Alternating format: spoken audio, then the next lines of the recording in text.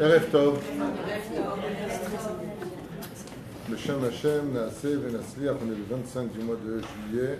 C'est ça, 25 ou 24 25, le Gimel du mois de Av. Nishmat, Claudine, Chamishmat Rayat Kuka. Vechen Félix Ben Esther, une grande reproche Shema pour Léa, Bat Rachel, Yitzhak Ben Abraham, et Taleb Bat Efrat, Miriam Watimiak, de Shabbat Torah, Yafa Bat Shemesh. On dira aussi ce show pour le Nishmat de Eliezer Ben Nathan, sans oublier ce garçon qui nous a quittés il y a 2 ans, Aaron Abraham Martouf, Shalom Ben Natchma Johanna.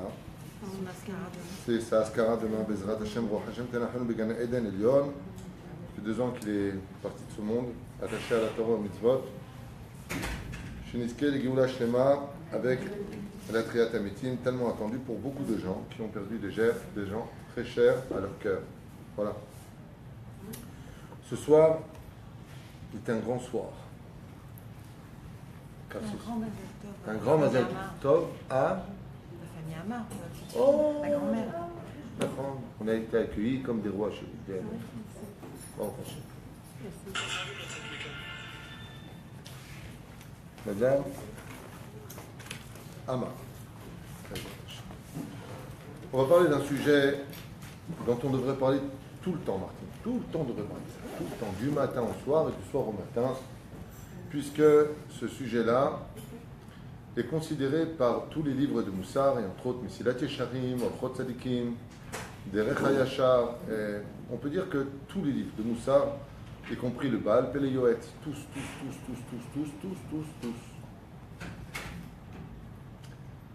Betty, tout le monde parle de l'orgueil. Alors juste avant de commencer, j'aimerais vous poser une question. C'est quoi l'orgueil? Maï Ga'ava. En hébreu, le mot orgueil se dit Ga'ava. Qu'est-ce qu'on appelle quelqu'un d'orgueilleux? Myriam. C'est quoi un orgueilleux? Madame Amar, c'est quoi un orgueilleux? C'est quelqu'un qui se met en avant, qui pense qu'il est... Qui se met en avant, qui pense qu'il est mieux que tout le monde. qui se sent supérieur aux autres. Ok. D'accord. Et c'est tout? Oh, c'est quelqu'un qui n'est... Je veux dire à ma façon. C'est quelqu'un qui n'est pas capable de se remettre en question. C'est mieux dit, je pense, par rapport à la psychologie. Donc, comme tu le dis... Ils ne font pas de cheshbon nefesh, ces gens-là, en général. Oh, manière. Bon, ben vous allez prendre ma place, Madame Amar, vous êtes là. Elle dit, ce sont des gens qui ne sont pas capables de faire cheshbon nefesh. Ça rejoint un peu ce que dit Myriam, ils ne se remettent pas en question. D'accord? C'est pour ça que tu vois comment j'ai pensé le truc. D'accord? C'est tout? Ils n'ont pas Yirat Shamayim en général. Non, c'est vrai, non, pas forcément. Moi, je suis d'accord. Je suis d'accord de dire qu'un Gaftan n'a pas de Yirat Shamayim pour raison simple, ce qu'on verra tout à l'heure. On va demander Maud, ça va? Non, d'accord, mais c'est quoi un Baal Gava? C'est quoi quelqu'un qui a de l'orgueil? C'est quelqu'un d'imbu de lui-même. C'est quelqu'un qui est imbu de lui-même. Prétentieux. Imbu, prétentieux, égocentrique. Non, égocentrique, on est parti loin là. Sandrine, tu sors. Quelqu'un qui n'accepte l'aide de personne. Il croit qu'il est. Il a toujours raison. Ça a déjà été dit. Désolé, t'es viré. Qu'est-ce que tu dis, Valérie? Il y a quelqu'un qui dit quelqu'un qui n'accepte l'aide de personne. Alors, c'est très intéressant. Ce serait quelqu'un qui n'accepte l'aide de... Vous êtes d'accord? Non. Au contraire, les Gaftanim, c'est exactement le contraire, je ne donne pas le nom. Les Gaftanim, les gens orgueilleux, ont l'habitude de soumettre les autres à leur service. Justement, ils les utilisent. Donc, ils ont besoin des autres. Bon, allez, c'est pas mal. On a fait un supérieur aux autres, ça a été dit. Il y en a un qui dit qu'il ne laisse pas la place à Hachem. Oh, là, on rentre déjà dans un autre domaine. Il y a Féméod. C'est le Icar, la réponse principale vient d'être donnée enfin. Je ne sais pas qui c'est. Le nom, prénom, Dazout, compte bancaire. Qu'est-ce qu'il dit? Il n'y a pas de nom. Très bien. Alors, monsieur, son nom. Alors, on ne voit pas le nom, je ne sais pas, peu importe. Le Icar vient d'être dit à l'instant. Si un jour vos enfants vous posent des questions, Ima, Mazé Gaftan. Un Gaftan, c'est celui qui ne laisse pas de place. Il s'appelle Israël. Alors, Israël a très bien répondu. Parce que l'identité par excellence du Gaftan, c'est celui qui ne laisse pas Dieu dans sa vie. C'est-à-dire que même Dieu, S'il y croit et qu'il y adhère, c'est son pote. C'est-à-dire, lui et moi, on est... Tu comprends ce que je veux dire? Comment tu vas dire, par exemple, moi je prends un exemple un peu tunisien, grossier comme ça. Tu sais? Assour ce que tu fais. Puis à la chazé assour. T'inquiète pas, moi je m'arrange avec Dieu. C'est Dieu, c'est son pote. Tu prends une femme qui est assoura. Dieu, il sait ce que je suis, laisse, moi je m'arrange avec lui. Il croit que quand il va mourir, il va dire, ah, Maniani, Machem, qu'est-ce que tu fais alors? Dis-moi, ça va, c'était bien la vie? Moi je me suis éclaté en bas, moi. Hein? Omer Akadosh Baruch Hu, pour répondre à Israël qui a très bien répondu. Omer Akadosh Baruch Hu à propos de l'orgueilleux, En ani vahu yecholim ladur bekfifa achat. Le Créateur du monde dit, c'est ou toi ou moi. S'il y a moi chez toi, donc il faut que tu vides ton orgueil. Et c'est quoi donc l'orgueil? Par exemple, si je prends du coca, cola, 0, pour ne pas être orgueilleux.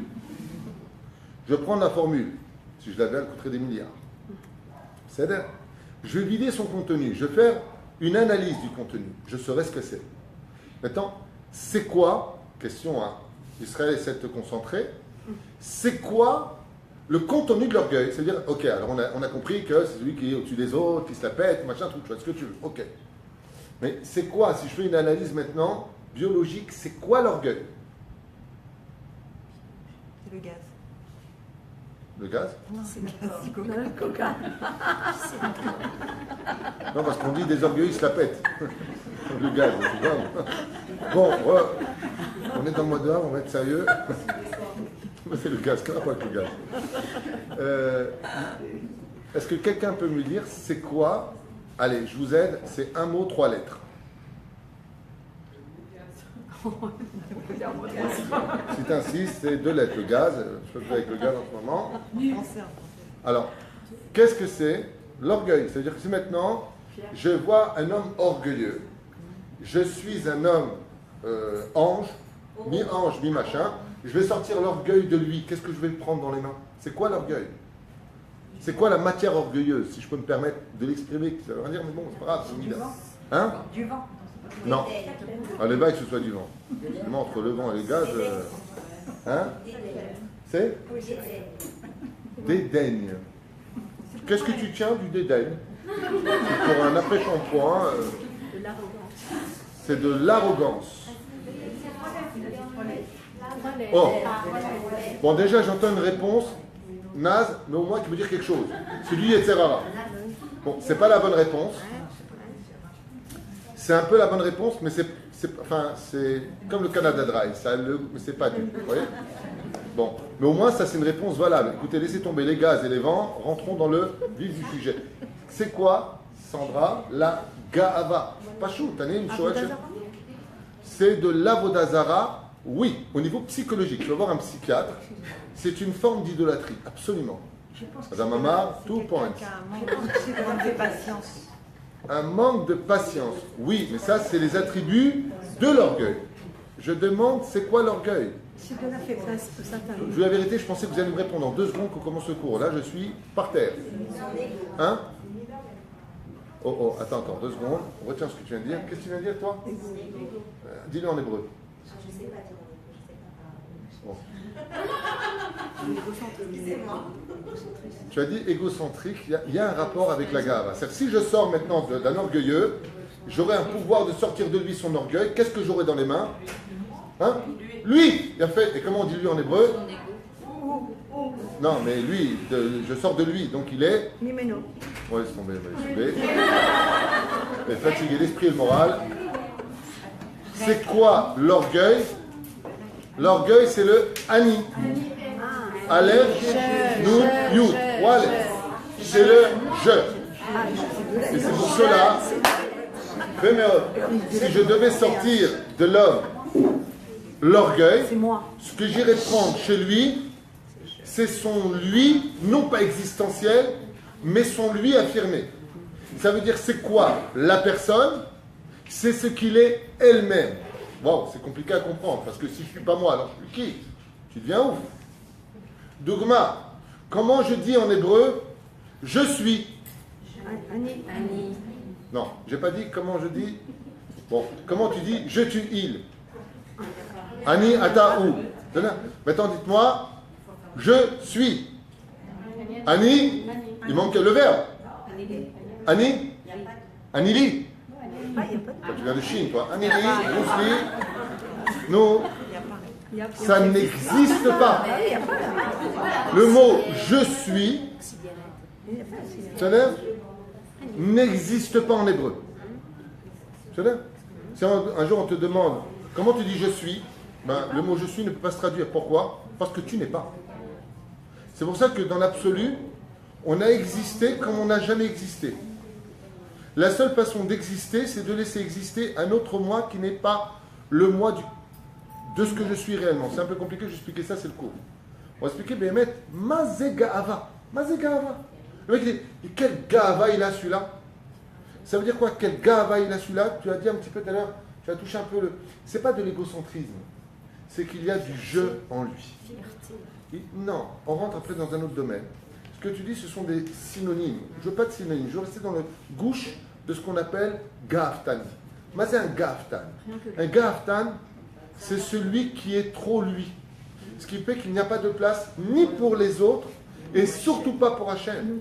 C'est pour ça qu'il dit Hachem Kfifa Achat. En hébreu, on ne peut pas mettre deux mains dans un gant.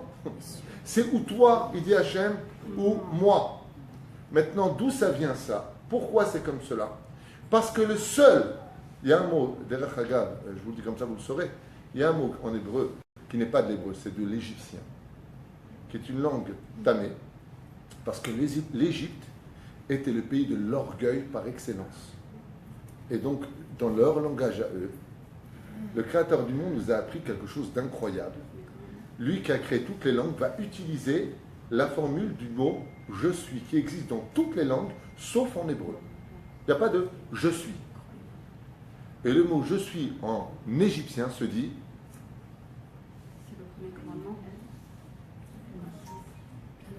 Oh, Anochi Hashem Elokecha ».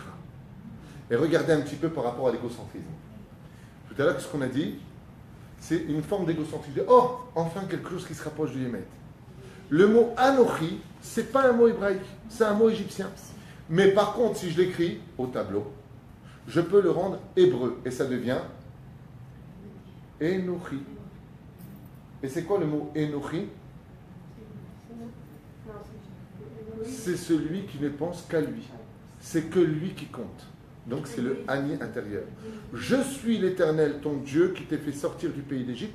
Anochi. Dieu a utilisé un mot pour t'enseigner qu'il est lui-même le Anochi. Il est le seul à être. Qui est Dieu? Quelqu'un qui est vraiment. Et ce que nous sommes, nous, ce n'est que l'existence du dévoilement de Dieu dans nos corps. Chelek Eloka mi Ma'al. Aval, toi, ce que tu es réellement, t'es rien. Prends un homme qui a été champion du monde de boxe, comme Mohamed Ali.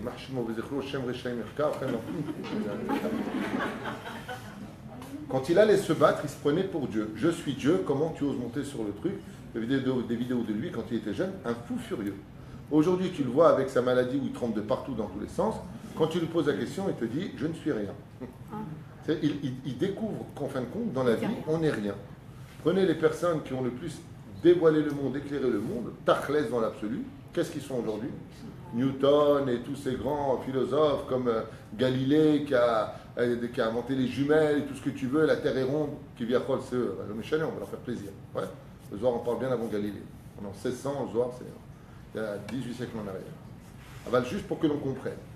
L'histoire de notre peuple n'existe que par rapport au fait qu'on fait place à Dieu. Mais si je veux maintenant, moi, exister dans l'histoire, je deviens Gaaftan. Et c'est pour ça qu'Hachem dit, exactement la réponse qui a été donnée par M. Israël, l'orgueilleux, c'est celui qui ne laisse pas de place à Hachem. C'est là. Zé Perouch Adama. La reine, ou toi, ou Dieu. Je continue avec les questions ou je commence le cours? Question. L'orgueil vient comment chez l'homme? Est-ce qu'on est né orgueilleux ou est-ce qu'on peut devenir orgueilleux? On devient orgueilleux. Ah. Manien, Yetzerara la peta rovet. Un enfant en général est très orgueilleux. Les enfants sont très orgueilleux parce que quand tu leur donnes quelque chose, c'est un dû. Ils te disent même d'ailleurs en face, je ne t'ai pas demandé de demander au monde, hein, moi. Ils parlent souvent d'ailleurs avec un langage qui est très commun aux enfants. C'est mon, mien. C'est à moi. Je mange quand moi je veux.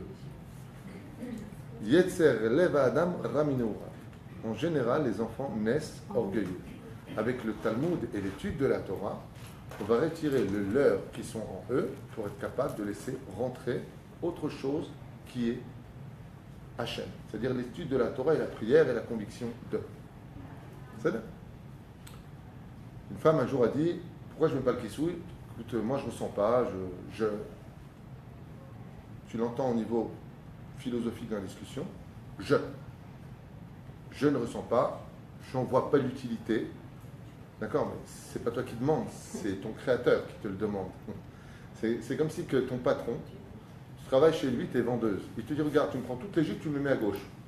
Non, j'estime que non, c'est bête. Moi, je vois pas l'intérêt. Franchement, ça me fatiguait en plus, il fait chaud. D'accord? Je pense que... Vas-y, dis ça à ta patronne. Dis ça à ta patronne, je voudrais rigoler avec une caméra. D'accord? C'est comme si que maintenant, dans ton bureau, ta secrétaire, on va y à Paris, tu viens, tu lui dis quelque chose, tu écoutes, tu appelles tout de suite telle personne, tu appelles tel avocat, il faut qu'il m'amène le dossier. Ta secrétaire, elle te dit, je pense pas. Rien de le dire, moi ça me fait rire. Je pense pas parce que prendre le métro, puis demain c'est Shabbat, donc je vois pas l'intérêt, on peut très bien attendre lundi. Tel que je te connais, je dis, voilà, regarde, tu prends ton sac, tu prends tes affaires, quelque chose, barre. Le créateur du monde, il nous montre des choses. Le côté de je ne, ça veut dire que quelque part, il y a ou une révolte, je ne rentre pas dans le domaine psychologique de la personne, elle est révoltée contre Dieu, elle n'est pas bien, je ne parle pas de ça. Je parle de façon générale, elle a son lui. Alors regardez, je vais prendre quelques exemples avec l'aide d'Hachem, parce que le titre de ce soir, ce n'est pas le mot Gava, mais c'est plutôt pour qui tu te prends. Parce qu'il faut savoir que l'orgueil, comme j'ai l'habitude de le dire et de le répéter, je le répéterai encore ce soir. Il y a deux façons d'être un mauvais personnage. Il y a plein de façons d'être un bon personnage. Mais en tout cas, il y a deux façons d'être un mauvais personnage. Il y a celui qui est pourri. Qu'est-ce que tu veux dans la vie? Je suis pourri. Ça va, c'est pas trop dur? Non, c'est bien. Un peu d'entraînement à la maison, tu sors, t'es pourri. Seulement, à qui pourrit la vie, lui? À lui-même. Ça veut dire, tout ce qui fait de mal, je vous donne des exemples un petit peu grossiers, pardonnez-moi, il va regarder un film interdit. Tout comme moi. Où il va regarder, où il va faire, mais quelque chose où il ne va pas voler l'autre. Vous comprenez ce que je veux dire? Le mal qu'il fait, il est mytho pour lui-même. Il se parle, il dit Zekch. Il est algérien, par exemple, il dit je suis tunisien. Dougma. J'ai déjà dit, il y a deux sortes d'individus, ceux qui sont nés tunisiens et ceux qui rêvent de l'être. De la reine, imaginez comme ça, cette personne, elle prend ses billets et elle les coupe en deux. À qui il a fait du mal? À lui-même. Oh. Maintenant, s'il se fait du mal à lui-même, qui ça regarde? Lui. Ça veut dire c'est entre lui et lui. Dieu viendra lui dire, hé, fais attention à toi. Pourquoi? Parce que si je t'ai créé, comme dit Rabbi Nachman de Breslev, c'est que j'ai estimé que le monde ne pouvait pas tourner sans toi aujourd'hui. J'ai besoin de toi sur terre. Tu fais partie d'une histoire. Ne crois pas que tu ne sers à rien. D'accord? Parfait. Il y a l'autre personnage, celui qui est insupportable, celui qui pourrit la vie des autres. Ça veut dire que Madame est nerveuse, Madame est orgueilleuse, Madame est avare, Madame, quand je dis Madame parce que vous êtes dame, Monsieur est, c'est-à-dire, alors, il est ce qu'il est, et vous allez tous subir. Tous subir. Il hurle, restera. Pourquoi? Il est nerveux. Je t'ai déjà dit. C'est, j'ai pas entendu, mais Khila, c'est, j'avais pas entendu. Je suis aux toilettes, comment? Oui, mais moi, il ne faut pas me fâcher. Le problème qu'il y a avec lui, c'est que tu sois pourri, il va pourrir dans ton coin tout seul. Il ne vient pas pourrir la vie des autres. Les deux cas que nous avons sont des cas de ceux qui, et n'oubliez pas ce détail, c'est très important, surtout à la veille de la reconstruction du temple, Que tu sois un rachat pour toi-même, tu déranges personne, c'est ton problème. Au deuxième degré, on va tous payer pour toi parce qu'on est tous à Révim Zélazé, on est dans la même barque, tout ce que tu veux. Aval, de l'autre côté, par exemple, Dougma, je vous donne un truc. La Torah, Mitrachevet Bézé. Un homme veut monter au Sefer Torah, il n'est pas Shomer Shabbat. Dans quelles conditions je peux le laisser monter et dans quelles conditions la halakha nous dit qu'il ne peut pas monter? Dougma. S'il fait une affaire en public, Oh, regardez, il ne fait pas une affaire en public. il y a fait Méod. Tu viens de donner la réponse. Une personne qui fait le péché, il n'est pas Shomer Shabbat, mais il fait des péchés chez lui. Dans son univers à lui, il peut monter à la Torah. On sait qu'il n'est pas Shomer Shabbat. Seulement, il a le respect de l'environnement. Il a le respect de l'autre. Il a du kavod pour les autres. La Torah nous dit, tu as tellement de mérite. Parce que ce que tu fais, c'est toi et ton monde futur quelque part. C'est entre toi et Dieu si tu veux, même si on va tous payer parce qu'au deuxième degré, on est tous responsables les uns des autres. Ok. Mais la différence, c'est que tu ne me pourris pas ma vie. Ça veut dire que tu as du respect. Le mec, il fait ça des grillades de Shabbat. Pourquoi? Il est révolté contre Dieu, il n'y croit pas. Bon, écoute, je ne suis pas mauvais, je ne suis pas méchant, mais moi, je ferai un jour tout va à 40 ans, comme Rabbi Akiva. Un mec qui m'a dit ça un jour. Hein? Mais il a des voisins qui sont religieux. Qu'est-ce qu'il fait? Il décide, ce monsieur, de laisser tomber les grillades, de laisser une entrecôte sur la poêle pendant Shabbat, ce qui est extrêmement grave. Mais ce monsieur qui vient de faire ce Issour Deoraita, de bonnet, il va faire un feu, c'est-à-dire construction pendant Shabbat, on dit Bechavod y aller la Torah. On n'empêche pas de monter à la Torah, on dit Bechavod. Kol hakavod. Lama. Parce que ton orgueil ne touche que toi. Donc c'est entre toi et Dieu. Et si c'est entre toi et Dieu, tu dis pardon papa, en pleine année, pardonner. Kippour, ça vient de pardonner directement. C'est facile à réparer. Mais si ton orgueil détruit les autres, ni Kippour, ni les slichot, ni personne ne pourra te sauver. Parce que tu pourris la vie des autres. Faire très attention à ces deux notions. Parce que le Beth Amikdash, comme j'en ai fait un cours à Natania, vient se détruire, pas parce qu'on a fauté. Ça n'existe pas de pas fauter, on est humain. On ne peut pas être parfait. La faute fait partie aussi des fois des plans divins, donc on ne va pas non plus se prendre la tête. Mais là où par contre, il y a quelque chose qui est inadmissible, c'est quand mon orgueil va te pourrir ta vie. C'est là. C'est comme ces gens qui viennent avec des tonnes de problèmes et qui ne cherchent pas à se marier avec une femme, avec une psychiatre. Ou des femmes qui ont plein de problèmes, elles ne cherchent pas un mari, elles cherchent un psychologue. D'accord? Ou alors tout simplement des victimes ou des pharmacies. Je suis bien avec elle, elle me comprend. Comme ça, elle comprend. Je m'inquiète. Non, mais elle arrive à me comprendre. Elle sait que je suis nerveux, que j'insulte. Elle sait qu'elle risque d'en prendre une si elle continue à me parler. Donc, non, mais je l'ai prévenu. Tu cherches une victime, tu cherches un problème. C'est ça qui a détruit notre temps. Ce n'est pas un cours sur le temps, c'est juste pour expliquer une notion importante. Moi, je vous ai pris un exemple comme ça, très sympathique, sur le matériel que Dieu a demandé d'utiliser pour couvrir le tabernacle. Vous savez qu'on a le tabernacle. Et sur le tabernacle, il y avait une espèce de tenture qui s'appelait le... Non, pas en fait, c'est à l'intérieur. Qui s'appelait le... Il y a taras en français, il y a tahash en hébreu, il y a tekouijik. Qui s'appelait le tahash. Donc, comme ça, vous le saurez. Maman, c'est quoi la tenture qui était sur le tabernacle? Le tahash, chérie. Aline, elle connaît tout. Il a fait mes autres. Le tahash. Et c'est quoi le tahash? D'où ça venait le tahash? D'où vient cette peau qui était la plus belle peau de l'histoire? Aucune créature au monde n'a possédé la beauté hors du commun, inhumaine, hors galaxie du tahash. Et le tahash est tellement particulier que le premier jour, Dieu a créé le ciel et la terre, il les a séparés le deuxième jour, il a créé le troisième jour, la forêt, la nature, le quatrième jour, le soleil, la lune, les étoiles, ouais, le cinquième jour, les animaux, les poissons, Nemo, il a été créé là-bas, le cinquième jour, oui, Bambi aussi, ils ont été créés le cinquième jour. Sixième jour, Adam Arishon. Septième jour, Shabbat Vaïnafash. Yom Rishon, après le premier jour, Dieu revient sur la création et crée un animal unique. Non, Léviathan, cinquième jour. Il le tuera avant l'entrée de Shabbat. C'est là. C'est le climat de il a vu que c'est le monde. Cinquième jour. Il n'y a qu'une seule créature qui a été créée après toutes les créations, c'est le Tahash. C'était pour... Alors c'est quoi le Tahash? Selon la Gemara, bon, Rashi explique comme ça, Tachash est un animal qui a été créé unique. Il ne s'est pas multiplié, il n'y en a pas eu des milliers. Il a été créé uniquement pour le Beth Amikdash. Et comme le créateur du monde a créé cet animal lui-même, le Tachash, on le traduit aujourd'hui par la licorne. Ce fameux animal légendaire qui était très grand, qui volait et qui avait une corne, selon la tradition, je ne sais pas ce que ça vaut, mais en tout cas, on a l'habitude de traduire Tachash licorne. C'est-à-dire ce fameux cheval avec une grande corne qui était capable de voyager, qui était puissant. C'est comme ça qu'on a vu cette légende, en tout cas racontée par les mytho-historiens, ce serait le Tachash. Donc c'est un animal en tout cas qui a existé. Alors pourquoi?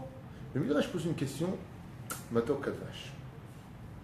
Il dit pourquoi Hachem il a créé cet animal le 7e jour, après Shabbat? Il dit tout simplement parce que quand il a créé l'homme, il a marqué, c'est une question qui m'a été posée cette semaine parmi les milliers de questions sur le mail que vous m'écrivez à 2h du matin. Vous écrivez de beaucoup de pays, vous êtes nombreux. Questions rapides. Il y en a qui m'écrivent des cravates. Alors, Rav Tutu, dans votre cours, numéro 8687, vous avez dit pourquoi? Pourquoi Dieu a créé cet animal? Tu as créé les animaux, tu as parlé du Léviathan, animal tunisien, bon volume. Lui, il a dit là, pas de Tunisien de Belleville, j'en prendrai un parce qu'ils vont envahir le monde. Ils sont trop importants, trop imposants. C'est une blague, les Tunisiens, Américains, Algériens. C'est une blague. Mais il va créer le Tachash. Alors il est marqué dans la Torah, faisons l'homme à notre image. Selon le Sod, l'étude approfondie de la Torah, à qui Dieu s'adressait? Aux anges créés du 2e jour. Selon les Mekoubalim, il s'est adressé à l'âme d'Elu Hanavi qui annoncera la Géoula. Faisons l'homme à notre image. Midat Adin et Midat Chesed inclus dans l'homme. Selon le drage de la Torah, à qui il s'est adressé? À toutes ces créatures. Il a réuni tous les animaux, de l'éléphant, du réhem jusqu'au kinim, les puces, les poux, les rats, les souris, tout, les univers, les planètes, les galaxies, l'océan, le Gan Eden, le ciel, la terre. Il a réuni toutes ces créatures, y compris tous les Olam Haba, et y compris tous les Gehinam. Tout ce qui a été créé à la création du monde, pour le 6e jour de la création, le Midrash nous dit Nase et Adam et Tzalmenu bidmutenu. Nous avons créé l'homme à notre image. À qui il parle Hachem? Il a parlé à tout ce qu'il a créé. Et chacun est venu faire un présent. L'éléphant, qu'est-ce qu'il a fait? Il a pris une partie de ses qualités, une partie de sa force, et il l'a donné à Hachem. La souris à Hachem, le lion à Hachem, l'univers à Hachem. Comme dit la Gemara, l'homme est un univers. C'est pour ça que la Mishnah de Yehuda ben Tema Omer, Ve'as kanamer, ve'kal kanesher, ve'rat katsevi, ve'gibor ka'ari, la sotret son avich Hachem Hashemayim. Sois comme cet animal et comme l'autre. Regarde, je suis un lion, moi. J'ai les poils ici et le haï. Vas-y, Ve'as kanamer, pourquoi je suis un aigle? Je peux voler dans les airs? Les Chachamim nous disent non. Parce que l'homme, quand il a été créé, l'homme et la femme, ils ont été créés à partir de toutes les créations. L'homme exactement, ensuite la femme, qui vient d'un degré beaucoup plus élevé que l'homme. Pourquoi? Je dis très rapidement, c'est une parenthèse. Parce que l'homme vient de la terre, donc c'est le minéral, tandis que la femme vient de la chair de l'homme. Donc elle est passée du minéral, végétal, animal, homme. D'où vient la femme? De 3 niveaux supérieurs à l'homme. C'est pour ça qu'elle dit chez Hassani Kirtson. Elle n'a pas besoin de lumière parce qu'elle vient de l'élévation, de la perfection, de la création de l'homme. Et je referme cette parenthèse parce que ce serait un show pour lui-même pour expliquer ça, pourquoi, patata.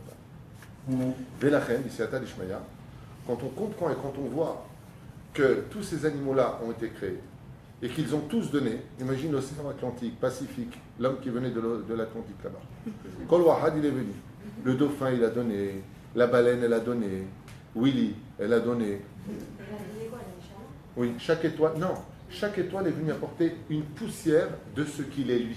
Ce qui fait que dans l'être humain se trouve en nous tout le potentiel de toute la création. C'est pour ça qu'Agmara nous dit l'homme est un univers. Et qu'est-ce qu'il y a dans l'univers? Il y a des étoiles, il y a le soleil, il y a la lune, il y a tout. C'est là. Il y a tout dedans. Alors on pose la question, on dit il y a tout? Non, il manque quelque chose. Qui manque? Le Tachash. Et pourquoi il manque le Tachash? Parce qu'il a été créé une fois que l'homme a été créé. Et quel jour a été créé le Tachash? Après Shabbat. Après que Shabbat soit rentré, le créateur du monde il a dit bon, maintenant que tout a été créé, chacun a fait don d'une poussière pour créer l'homme. Nigma. Maintenant je vais créer un animal unique. Unique en son genre, dont la beauté n'a pas son pareil. Les couleurs ne seront jamais représentées. Pourquoi il ne l'a pas mis dans l'homme? Non, qu'est-ce que tu racontes le caméléon? T'étais où pendant que tu parlais? Le caméléon. Non, des couleurs qu'on n'a jamais connues. Pourquoi Dieu il a créé le Tachash après avoir créé l'homme, après la création de Shabbat? Alors il a dit maintenant je vais créer cet animal, je vais le laisser vivant, jusqu'au moment où les enfants d'Israël sortiront d'Égypte, je leur dirai où trouver cet animal. Ils le tueront, le dépeceront de sa tenture et le mettront sur le tabernacle. Il était grand, il était beau et tout ce que tu veux. Pourquoi Hachem, la question, c'est pourquoi le créateur du monde a-t-il créé cet animal hors temps? Tous les animaux ont été créés le 5e jour. Parce qu'il était parfait.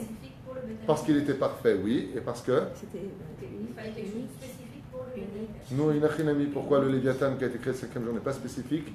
Soukat, Orosh et Léviathan, n'est-ce pas la peau du Léviathan? Entre guillemets, il faut comprendre de quoi on parle. Qu'il est Atid Lavo, dans le monde futur, sera la coupa dans laquelle tous les enfants seront mariés. 5e jour, là. Le tabernacle était unique, donc il fallait quelque chose d'unique pour... Et l'homme était unique, et donc il aurait dû être créé hors temps. Non. La réponse hein? C'est que si le Tachash avait donné une seule poussière de sa perfection, et que l'homme l'aurait eu en lui, j'aurais créé déjà Adam Arishon hyper orgueilleux. Parce que celui qui possédait la peau du Tachash avait de quoi s'enorgueillir. Et la reine, pour ne pas créer l'homme avec l'orgueil imprimé chez lui comme une fatalité, regardez de quoi est-ce qu'on parle. Dieu a dû attendre de créer l'homme pour ensuite créer le Tachash, cette licorne, pour ne pas qu'elle aussi vienne dire crée l'homme avec ma partie à moi. Pourquoi? Parce que le créateur du monde a créé quelque chose d'unique comme étant la tenture du tabernacle. Il était hors de question, sinon l'homme, qu'est-ce qu'il aurait fait? Eh bien, il se serait enorgueilli de sa beauté extrême, de ses couleurs extrêmes, des yeux. La reine Amara Kadosh Baruch Hu, toi, je te créerai après le 7e jour de Tachash. C'est là. Donc moi, juste pour nous expliquer combien le créateur du monde a fait très attention de ne pas faire de nous des arrivistes de la vie. C'est-à-dire des gens qui d'un coup prennent, ils lèvent le nez, ça y est, ils se prennent pour des dieux. Oh, Mayesh Lecha. Ce Tachash vient d'un monde très élevé, unique pour son histoire. Le roi David a été considéré comme étant un des hommes les plus humbles. On dit que Moshe Rabbeinu est l'homme le plus humble de tous les hommes sur la surface de la terre. Avalil est au Moshe Rabbeinu en Israël ou en dehors d'Israël? En dehors d'Israël. Il y en a qui disent que le roi David était aussi humble que Moshe Rabbeinu. Très très humble. Il n'avait pas d'orgueil en lui. Sauf un jour. Il y a un jour où il a eu de l'orgueil. Alors ouais. Non, quand il est devenu roi d'Israël, il a eu honte d'être roi d'Israël. Quand est-ce que le roi David a eu un soupçon d'orgueil en lui? Il a même ouvert sa bouche, il a dit « Alors, il n'y a mieux que moi là ?» Quand il a dit à Hachem de le mettre à l'épreuve, non, quand il a gueulé, non, justement, non. Quand il vient pour tuer Goliath, il lui dit « Dieu m'a, pas moi, il n'y a pas de moi. » Quand est-ce que le roi David a commis l'erreur d'avoir un peu d'orgueil? Non, non. Sur le Beth Amikdash. Il voulait vivre à jamais, mais en fait, le peuple n'a pas compris que c'était dans son lit qu'il voulait vivre à jamais. C'est mignon. Vous êtes gentil, vous. Quand il a fait les fondations du Beth Amikdash. Non. Ah non, c'était impossible. Il a creusé, c'était une catastrophe. Il a fait monter le théorème. Donc jusqu'à ce que Achitophel lui ait donné le secret de mettre le nom de Shem et de le jeter là-bas. Non. Quand est-ce que le roi David s'est un peu orgueilleux? Il a dit nous les mecs, alors, hein, roi David, Echani, quand? Bon, on n'a pas le temps, décidément. Au lieu des questions. Qu'est-ce qu'il dit Israël? Quand il a voulu se faire tester par Hachem. Non, Israël, tu perds un point. 0-0. Quand le prophète il est venu le chercher. Non, Naz. Non, vous allez laisser tomber la faute, Bathsheba, depuis tout à l'heure. Quand il a été roi, non. Goliath, non. Et Bathsheba, non. Alors quand? Ben, quand il a été oint. Oh, quand il a été oint. Quand il a été choisi, Quand il a été oint, le roi David a eu honte. Il était rouge de honte parce qu'il a été oint devant ses frères. Et lui, qui était le dernier des frères, a eu honte et n'a regardé aucun de ses frères en disant « Je n'ai jamais demandé ça, ça doit être une erreur. » Et c'est pour ça qu'il s'est sauvé après. Il était extrêmement humble. Non, le roi David s'est enorgueilli quand il a écrit les Télim. Ah, voilà. Moi, j'ai pas entendu. Hein. C'est souvent comme ça, quand tu fais un cours, tu poses une question, tu n'entends rien. Tu donnes la réponse, j'avais dit. D'accord. Les Télim, quand il a écrit son 150e Télim, il a dit à Kadosh Baruch Hu, est-ce qu'il y en a un autre qui a écrit de tels chefs-d'œuvre à part moi? Et pourquoi de tels chefs-d'œuvre à part moi? Comment le roi David il a pu avoir l'homme le plus humble de tous les hommes? Parce que comme je l'ai expliqué dans le cours sur les Télim ne sont rien d'autre que le reflet de tous les 5 livres de la Torah réunis dans de la pseudo-poésie. C'est extrêmement profond les Télim. C'est un remède pour le monde. Ouais. Et le roi David, combien a dit Télim? 5, face au Chamisha Chumshe Torah. Il a dit, depuis que toi, Dieu, tu as donné la Torah, est-ce qu'il y a un autre homme qui a été capable d'écrire l'ombre de ta Torah? Moi. Qu'est-ce qu'il a fait, Hachem? Il lui a envoyé Kermit, la grenouille. Ouais. Il lui a envoyé une grenouille. Quoi? Vous savez pas? Une grenouille. Une grenouille. Et qu'est-ce qu'elle lui a dit, la grenouille? Elle lui a dit, Ani omeret shirot v'shibachot yoter mincha. Si tu viens t'enorgueillir des télim que tu viens faire, sache que depuis le 5e jour de la création du monde, nous les grenouilles, on dit des chants en l'honneur de Dieu beaucoup plus importants que les tiens. Ça fait depuis la création du monde, on dit dans Perek Shira, effectivement dans la Mikdama, et il dit Ani omeret shirot v'shibachot. Shani omeret shlosh talafim mashalim. Non seulement on fait 150 chants par jour en l'honneur de Dieu, lui a dit la grenouille, mais en plus de ça, on est capable dans nos croissements, ça se dit, mais enfin peu importe. Ouais. Croissement. Et Aline, je parle bien la grenouille. On est, comme lui a dit, on est capable de donner 3000 machalim, c'est-à-dire métaphores sur la beauté de la création du monde. Toi, tu es capable de le faire, le roi David? Le roi David a baissé la tête. Il comprenait le langage des animaux comme son fils, le roi Salomon. Et quand la grenouille est venue dire ça, il a dit « Ah bon, 150 langes par jour depuis la création de l'eau. » Bon, il est bien quand même le livre Tétéilim, je suis content d'avoir fait, je suis heureux. Vous savez? Le roi David a ressenti quelque chose. Et vous savez ce qu'il a ressenti pour la première fois de sa vie? Il a senti lui. Il a senti que c'est lui qui avait fait les choses. Qu'est-ce que c'est quelqu'un? Alors, je vous dis la vérité, j'ai un gros problème avec tout ça et j'ai la réponse. Alors, c'est toi ou c'est pas moi? C'est pas lui, c'est Mathieu et c'est qui? Ah, très bonne question. Et on fait comme ça. De peur que vous disiez, de peur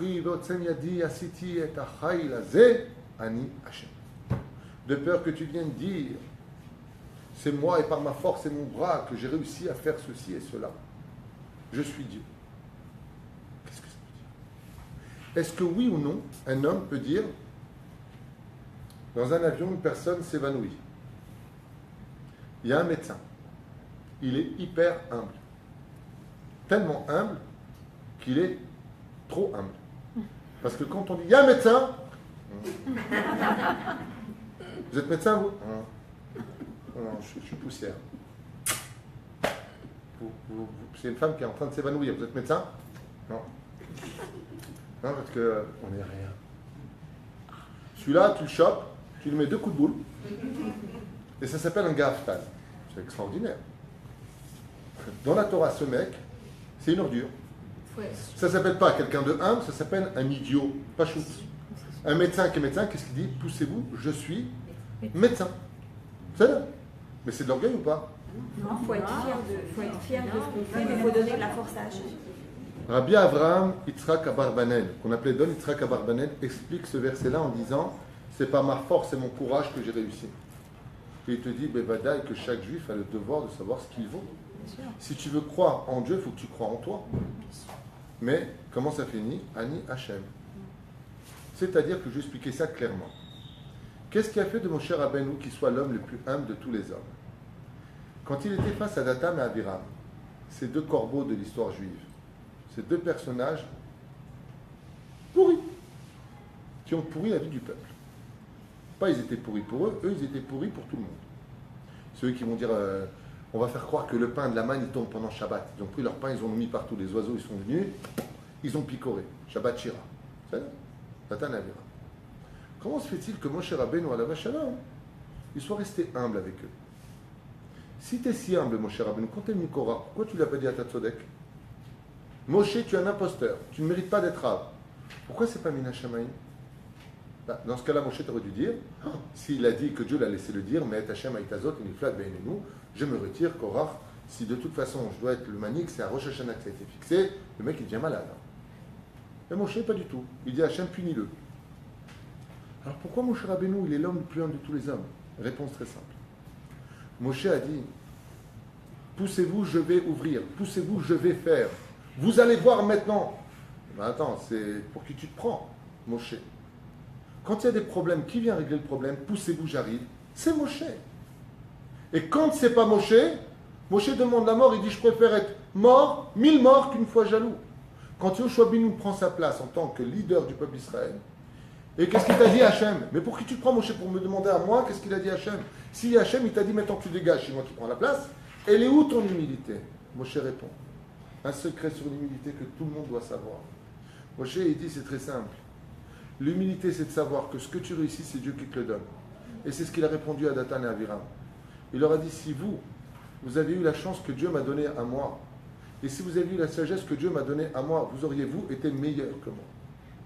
C'est-à-dire qu'un médecin, quand il est médecin, mais ce qu'il ne doit pas s'imaginer une fraction de seconde, c'est que c'est lui qui fait les choses. Et que si Hachem, comme vous le voyez certainement avec vos enfants, très souvent c'est le cas avec les enfants, tu as deux filles, Jabot et Anastasie par exemple. Bon, on va rester dans le monde des juifs. Tu as Rachel et Léa. Rachel, elle est studieuse à l'école. Tu n'as pas besoin de dire chérie, tu ranges ta chambre, chérie, tu fais tes devoirs. La fille, c'est la future femme du blond. Elle est nickel, la fille. Elle se lève, elle fait sa chambre, elle s'assoit, elle fait ses brachot. Maman, tu veux, je t'aide. Et Léa, je t'en supplie, j'étais dans la chambre, tu peux ouvrir la fenêtre, s'il te plaît? Pour rentrer dans ma chambre. Hein? Pour rentrer, moi? Je demandais quelque chose, moi? Bon, Léa, tu fais tes devoirs, à quoi ça sert? T'as un diplôme, que t'as servi, toi? À toi?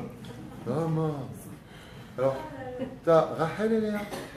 Léa, feignasse qui met un mèche. Elle fume, café, croissant. L'école, elle se dispute avec tout le monde, elle se fait virer de partout. Et l'autre, chaussée, au moins. La tzadik. C'est les Falfaf d'Aline. C'est la femme de Simon Templar. Elle est bien. Elle est bien là. Elle est gentille. Oui maman, bien maman, laisse maman, je vais descendre la poubelle maman. Et voilà qu'un jour Rachel se dispute avec Léa. Et Rachel lui dit, en tout cas moi, jamais j'ai fait de mal à maman. Moi jamais je me mets en colère. Moi je fais toujours ma chambre. Et là elle la regarde comme ça, elle lui dit, t'as de la chance, Dieu il t'a gâté. Moi je suis né avec les nerfs, j'ai hérité de papa. Il a une calvitie, je commence à l'avoir une. Rachel, si elle avait de l'humilité, elle aurait répondu, tu sais ma sœur, tu ne devrais pas trop t'en vouloir, parce que si Dieu t'avait donné les cadeaux qu'il m'a donnés, tu serais beaucoup plus forte que moi aujourd'hui. C'est ça l'humilité. C'est savoir remettre le potentiel, parce que ce que nous sommes au niveau de notre intellect et de notre cœur, ce sont des formules qui ont été placées en nous 40 jours avant qu'on vienne au monde, Bichlal. Qui nous serons? Après, c'est à nous de se travailler. Ce qui fait qu'il n'y a pas de bons enfants ou de mauvais enfants. Il y a tout simplement des gens, un peu comme à la course, tu sais, il y a celui qui part la piste numéro 1, tout en arrière, numéro 2, en avant. On a Nachon, c'est exactement ça l'histoire de l'humilité. On est tous dans une courbe, il y en a qui partent de beaucoup plus loin que nous. Celui qui a le numéro 1 par rapport à celui qui est au numéro 12, il est au moins 12 mètres en avant de l'autre. Mais en réalité, pas du tout. Parce que dans le contour de l'histoire de la piste, ils arriveront exactement à la même distance. C'est une faute d'optique. L'humilité ne se trouve pas dans la conduite, il se trouve dans ce que tu vis à l'intérieur. Tu peux avoir quelqu'un qui dit toute la journée « et moi, et moi, et moi », mais en réalité, il ne parle pas de lui. il remercie Hachem d'être celui qui a fait de lui. Baruch Hachem, Hachem m'a rendu riche. Prenons un exemple de la Torah elle-même. Et tout ce que faisait Yosef, Yosef il était beau, magnifique. Yosef était riche, le plus riche du monde. Yosef a nourri la terre, il a nourri la terre. Il était vice-roi d'Égypte, oui. Tout ce que touchait Yosef, Kol Asher Aya Ose Yosef, Hachem Matzlia Beyado. Rachid dit, qu'est-ce qui donne la réussite à Yosef? Tout ce qui touchait, même la prison en Égypte, c'est devenu le rite. Tout le crédit donné à Hachem. Non, exactement. C'est-à-dire que Pharaon l'appelle. Alors, tu sais traduire les rêves? Pas du tout. Tais-toi, Yakhbab, tu viens de prison, tu vas retourner, tais-toi, dis oui. Le chinois. J'ai rêvé, bien sûr, tu as rêvé, on rêve tous. Mankara, qu'est-ce qu'il lui dit? C'est Dieu qui explique les rêves, c'est pas moi. Et si Dieu veut que tu saches, il me le dira pour que je te le dise. Qu'est-ce qu'est Yosef? Qu'est-ce qu'il vient de dire dans le texte de la Torah? Je ne suis qu'un entonnoir. Je ne suis pas celui qui donne les réponses. Dieu lui dit, toi, tu vas monter très haut. Toi, tu vas monter très haut. Tu as le droit. D'ailleurs, il y a une très belle histoire, il y a une semaine de ça qui m'a beaucoup touché. Il y a une belle iska qui s'est faite entre deux personnes. Deux personnes. Ils sont venus me voir au Café de la Paix pour m'expliquer, me dire Mazal Tov, c'est Mazal Tov entre eux. Et alors, qu'est-ce que vous allez faire? C'est Oudat Odaya. Je les ai embrassés tous les deux. Vous avez tout compris. Ils ont fait une iska. Normalement, qu'est-ce que tu fais? C'est quoi une iska? Une iska, c'est qu'ils ont fait une belle affaire ensemble. Chacun a pris 60 000 shekels. Bon, Hachem, une belle affaire. Je dis, alors, qu'est-ce que vous allez faire? C'est Oudat Odaya. Est-ce que c'est d'orgueil de dire j'ai fait une belle affaire? Je vais faire une Seudat Odaya. Ça veut dire que je vais remercier celui qui m'a donné le potentiel d'être. Tu peux dire j'ai fait une très belle affaire, c'est ce que dit Don Yitzhak Abarbanel. Tu as très bien le droit de dire que nous avons une très forte armée, mais à une condition. Hachem Ish Milchama. Dieu nous dirige. Dieu nous aide. Dieu est avec nous. C'est à partir de ce moment-là où l'orgueil s'efface automatiquement. Parce que ce que veut Hachem, c'est que toi tu existes. Mais si tu veux exister toi, il n'y a qu'une condition à cela, c'est que tu laisses exister Hachem. Prenons le personnage idéal. Depuis Moshe Rabbeinu jusqu'à, on n'a pas eu d'âme comme eux. Qui est-ce? Depuis Moshe, l'homme le plus humble de tous les hommes, jusqu'à Hillel, Hazaken. La Gemara nous dit, Mi Moshe ve Ad Hillel, on n'a pas trouvé un homme aussi humble que lui. Depuis eux, il n'y a pas eu. Vous savez ce qu'il disait, Hillel? Lawarik, si je vous dis ce qu'il disait, vous allez dire Chit. Bien. Hillel, qu'est-ce qu'il disait, Hillel? Il disait, Hillel, quand Hillel est là, tout est là. Quand Hillel n'est pas là, il n'y a rien. La Gemara nous dit, depuis Moshe Rabbeinu, on n'a pas trouvé aussi humble que Hillel. De Moshe jusqu'à Hillel. Je répète ce que disait Hillel. Chez Hillel Kan, à Kol Yesh. Chez En Hillel, En Klou. Imaginez, j'arrive, je dis, écoutez, quand je suis là, Dieu écoute vos prières. Si je ne suis pas là, ça ne sert à rien de prier. Avec le ton de Rambo, tu vois. Ouais. Rien. Non. C'est Besséder? Comment tu peux expliquer ça, Myriam? L'humilité, c'est pas se rabaisser non plus. On n'est pas rien. Juste, il faut donner le crédit à Hachem et il faut toujours s'estimer du moment qu'on reconnaît que juste celui une qui réponse. nous Je suis a pas Mireille créé... Dumas là dans l'histoire. On m'a fait prendre psychiatre. Je suis un ami, moi. Du moment qu'on peut tout être, du moment qu'on donne le crédit à Hachem et qu'on donne notre route à Hachem. Si on a une belle maison, c'est comment grâce Dieu à se Hachem. dévoile dans le monde? Quel est l'attribut divin qui dévoile Dieu sur terre? Comment on l'appelle? Comment on appelle Dieu? Voilà. Aleph, Dalet, Nun, Yud. Ado, Baruch Ata, Adonai, Lamdini Chukecha. Je finis le verset. Comment s'appelle le dévoilement de Dieu? Comment j'appelle Dieu sur terre? Aleph, Dalet, Nun, Yud. Aleph, ça fait combien de gematria? Fait, Zak ou Baruch. Dalet, 4. Ça fait 1 plus 4. Nun, 50. 55. Vous voyez déjà qui était Hillel. Ouais. Et ensuite, Yud, 10. Ça fait combien? 65. Hillel, ça s'écrit comment en hébreu? He. 5. Lamed, 35. Otpam Lamed, Ça fait 65. Hillel, Gematria, dévoilement de Dieu. Quand les gens parlaient avec Hillel, comme ça s'est passé pour Shem Ve'ever, je vais aller parler à Dieu. Hillel était tellement inexistant qu'il disait, quand Hillel est là, il y a tout. Mais de qui il parlait? Il y avait tellement plus de lui, il y avait tellement que Dieu à l'intérieur de lui, que Dieu a dit, là où il y aura Hillel, il y aura le dévoilement d'Ija. Ce qui fait que quand Hillel est au Beth Amikdash, quand Hillel était là, il dit, Hillel est là, il y a tout. Parce qu'effectivement, quand Dieu est là, il y a tout. Et si Hillel n'est pas là, Hillel, c'est Gematria, Shem Adnout. Il n'y aura pas de dévoilement de Dieu. Donc il n'y aura rien. Hillel est arrivé à un tel degré de Hanava que si tu cherchais le Hillel de la naissance, il n'y avait plus de lui. Il s'est tellement annihilé, tellement disparu, que la Shrina a pu totalement s'instaurer du corps de Hillel avec Aya Kulo Hashem. Tu aurais presque pu dire, de façon imagée bien sûr, voir narquoise, je vais aller voir Hashem en allant voir Hillel. Dieu, c'est pas un homme. Il dit non. Comme pour Moshe Rabbeinu, c'est marqué Ashrina doveret begrono. La Shrina parlait dans sa gorge. Quand Moshe donnait un ordre, Vayomer Moshe, Vaïdaber Moshe, el ben Israël. Quand Moshe il parle, non. Moshe, pareil. Si je mets Moshe panim el panim, comment j'écris Moshe en hébreu? Mem, Shin, et. Face à un miroir, j'obtiens He, Shin, Mem, Hashem. Ça veut dire que quand Moshe parlait, c'était le reflet du mot Hashem Medaber. Quel nom? C'était le dévoilement de la Torah, donc tous les noms. Hashem, Elohim, Tsevakot, Anochi, Nechouli. C'est là. On avance.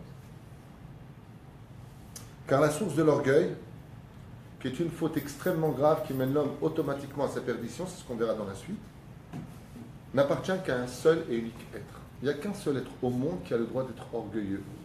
Non seulement il en a le droit, mais c'est son manteau, c'est sa couronne.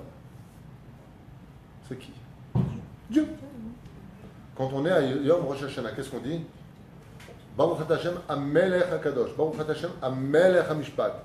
Et on a un chant qu'on chante juste avant, Baruch Shamar Ve'aya Olam. Et qu'est-ce qu'on dit dans ce chant? Hagava Lechai Olamim. Ah, vous connaissez cette air? L'orgueil pour toujours est chez Dieu. À qui appartient l'orgueil? Il n'y en a qu'un qui peut être orgueilleux. Il n'y en a qu'un qui a le droit de l'être. C'est Dieu. Parce que tous les pouvoirs sont chez lui. On a dit que ce n'était pas que sa couronne, c'est aussi son vêtement. Vous le savez. Où est-ce qu'on dit le verset du Télim qui dit que la cape du roi est son orgueil? Adonai Malach, Geout, Lavesh. Le créateur du monde porte la cape, c'est une image, il n'a pas de cape, mais le vêtement d'Hachem, c'est l'orgueil. Ce qui fait que quand un homme est orgueilleux sur terre, qu'est-ce qui vole au roi des rois? Sa couronne et sa cape. Il se prend pour Dieu. Donc Dieu lui répond, si toi tu es Dieu, alors je suis qui moi? Psychologiquement parlant, c'est extraordinaire ce que vous allez comprendre. Être humble, qu'est-ce qu'il y a? Il ne faut pas vous évanouir tout de suite. Est-ce qu'il y a un médecin dans la salle? Voilà. De la reine, c'est pour ça que c'est très important de laisser l'homme faire grandir son tov en lui. Alors, on va redescendre de niveau avant de monter de niveau. Qu'est-ce qui permet à l'homme de travailler le bon côté, de laisser apparaître Hachem dans tout ce qu'il fait? Baruch Hachem, Bezrat Hachem, d'être humble. Ça s'appelle le Yetzer Atov. Il est du côté droit du cœur. Qu'est-ce qu'on appelle l'orgueil? Celui qui s'enorgueillit constamment. Le Yetzer Hara. Le Ben Ish Chai nous raconte une très belle histoire.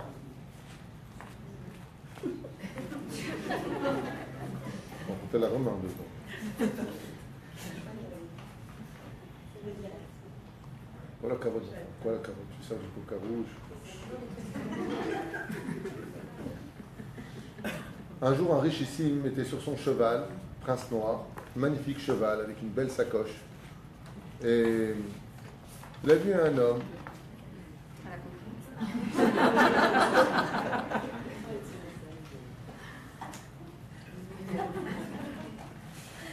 Et il a vu un homme très pauvre sur le talus qui essayait de marcher tant bien que mal pour arriver à la ville. Et ce riche ici, sur son beau cheval prince noir, comme ça, avec sa sacoche en cuir, l'a regardé, il lui dit, tu as l'air très fatigué, tes jambes sont faibles. Où vas-tu? Il lui a dit, je vais à la grande ville. Il lui a dit, mais c'est encore à 12 kilomètres. Il lui a dit, on n'a pas tous de la chance dans la vie. Alors le riche lui a dit, monte sur le cheval. Il lui a dit, non, j'ai le mal de mer. Il lui a dit, c'est un cheval, c'est pas un bateau, Yakbar. Il lui a dit, j'ai le mal du cheval, je ne peux pas être derrière, il faut que je sois devant. Qu'est-ce qu'a fait le riche? Il lui a dit, alors monte devant. Alors, ce pauvre, très bizarre, monte devant lui. Et donc, comme il est devant, il lui dit, tu me permets, je prends les rênes. Il lui a dit, prends les rênes. De toute façon, on ne va pas galoper, on va marcher pour éviter la chute. Et ainsi donc, après 1h30, il parcourt les kilomètres adéquats pour arriver dans la ville. Et voilà qu'à l'entrée des portes de la ville, il se met, dit le Ben Ishraï, à hurler. Voleur! Voleur! Il m'a volé mon cheval! Voleur! Les gens arrêtent le riche avec ses bottes en cuir qui valent une fortune. Il descend de son cheval et il dit, mais c'est plaisanterie, descend. Clochard, descend de mon cheval de Natek Terha, il lui a dit. Descends, qu'est-ce que tu es en train de me traiter de voleur? Tu vois bien, mes bottes, elles sont de la même couleur que ma selle. T'as vu ta tronche? Qu'est-ce que tu es en train de me traiter de voleur? Je t'ai pris il y a 12 km en arrière. Qu'est-ce qu'il lui dit, le clochard? Il lui dit, écoute, pourquoi se prendre la tête? T'es un voleur, c'est pas grave. C'est pas parce que t'es riche que t'es pas voleur. C'est une maladie. T'es un voleur de naissance, toi, de toute façon. Ça se voit, j'ai vu ta tronche. Il lui dit, c'est beau, je te prends, t'es fatigué, je te mets sur ma selle, je t'emmène. C'est comme ça que tu vois les choses. Il lui a dit, mais c'est comme ça que la Torah voit les choses. Il lui a dit, tiens, ça me plaît, on va au Beddin. Ils arrivent devant le Beddin. Les rabbinim voient le clochard rentrer, ils le connaissaient déjà d'avant. Ils voient le richissime qui rentre. Rien que la veste, la montre, c'est une quartier.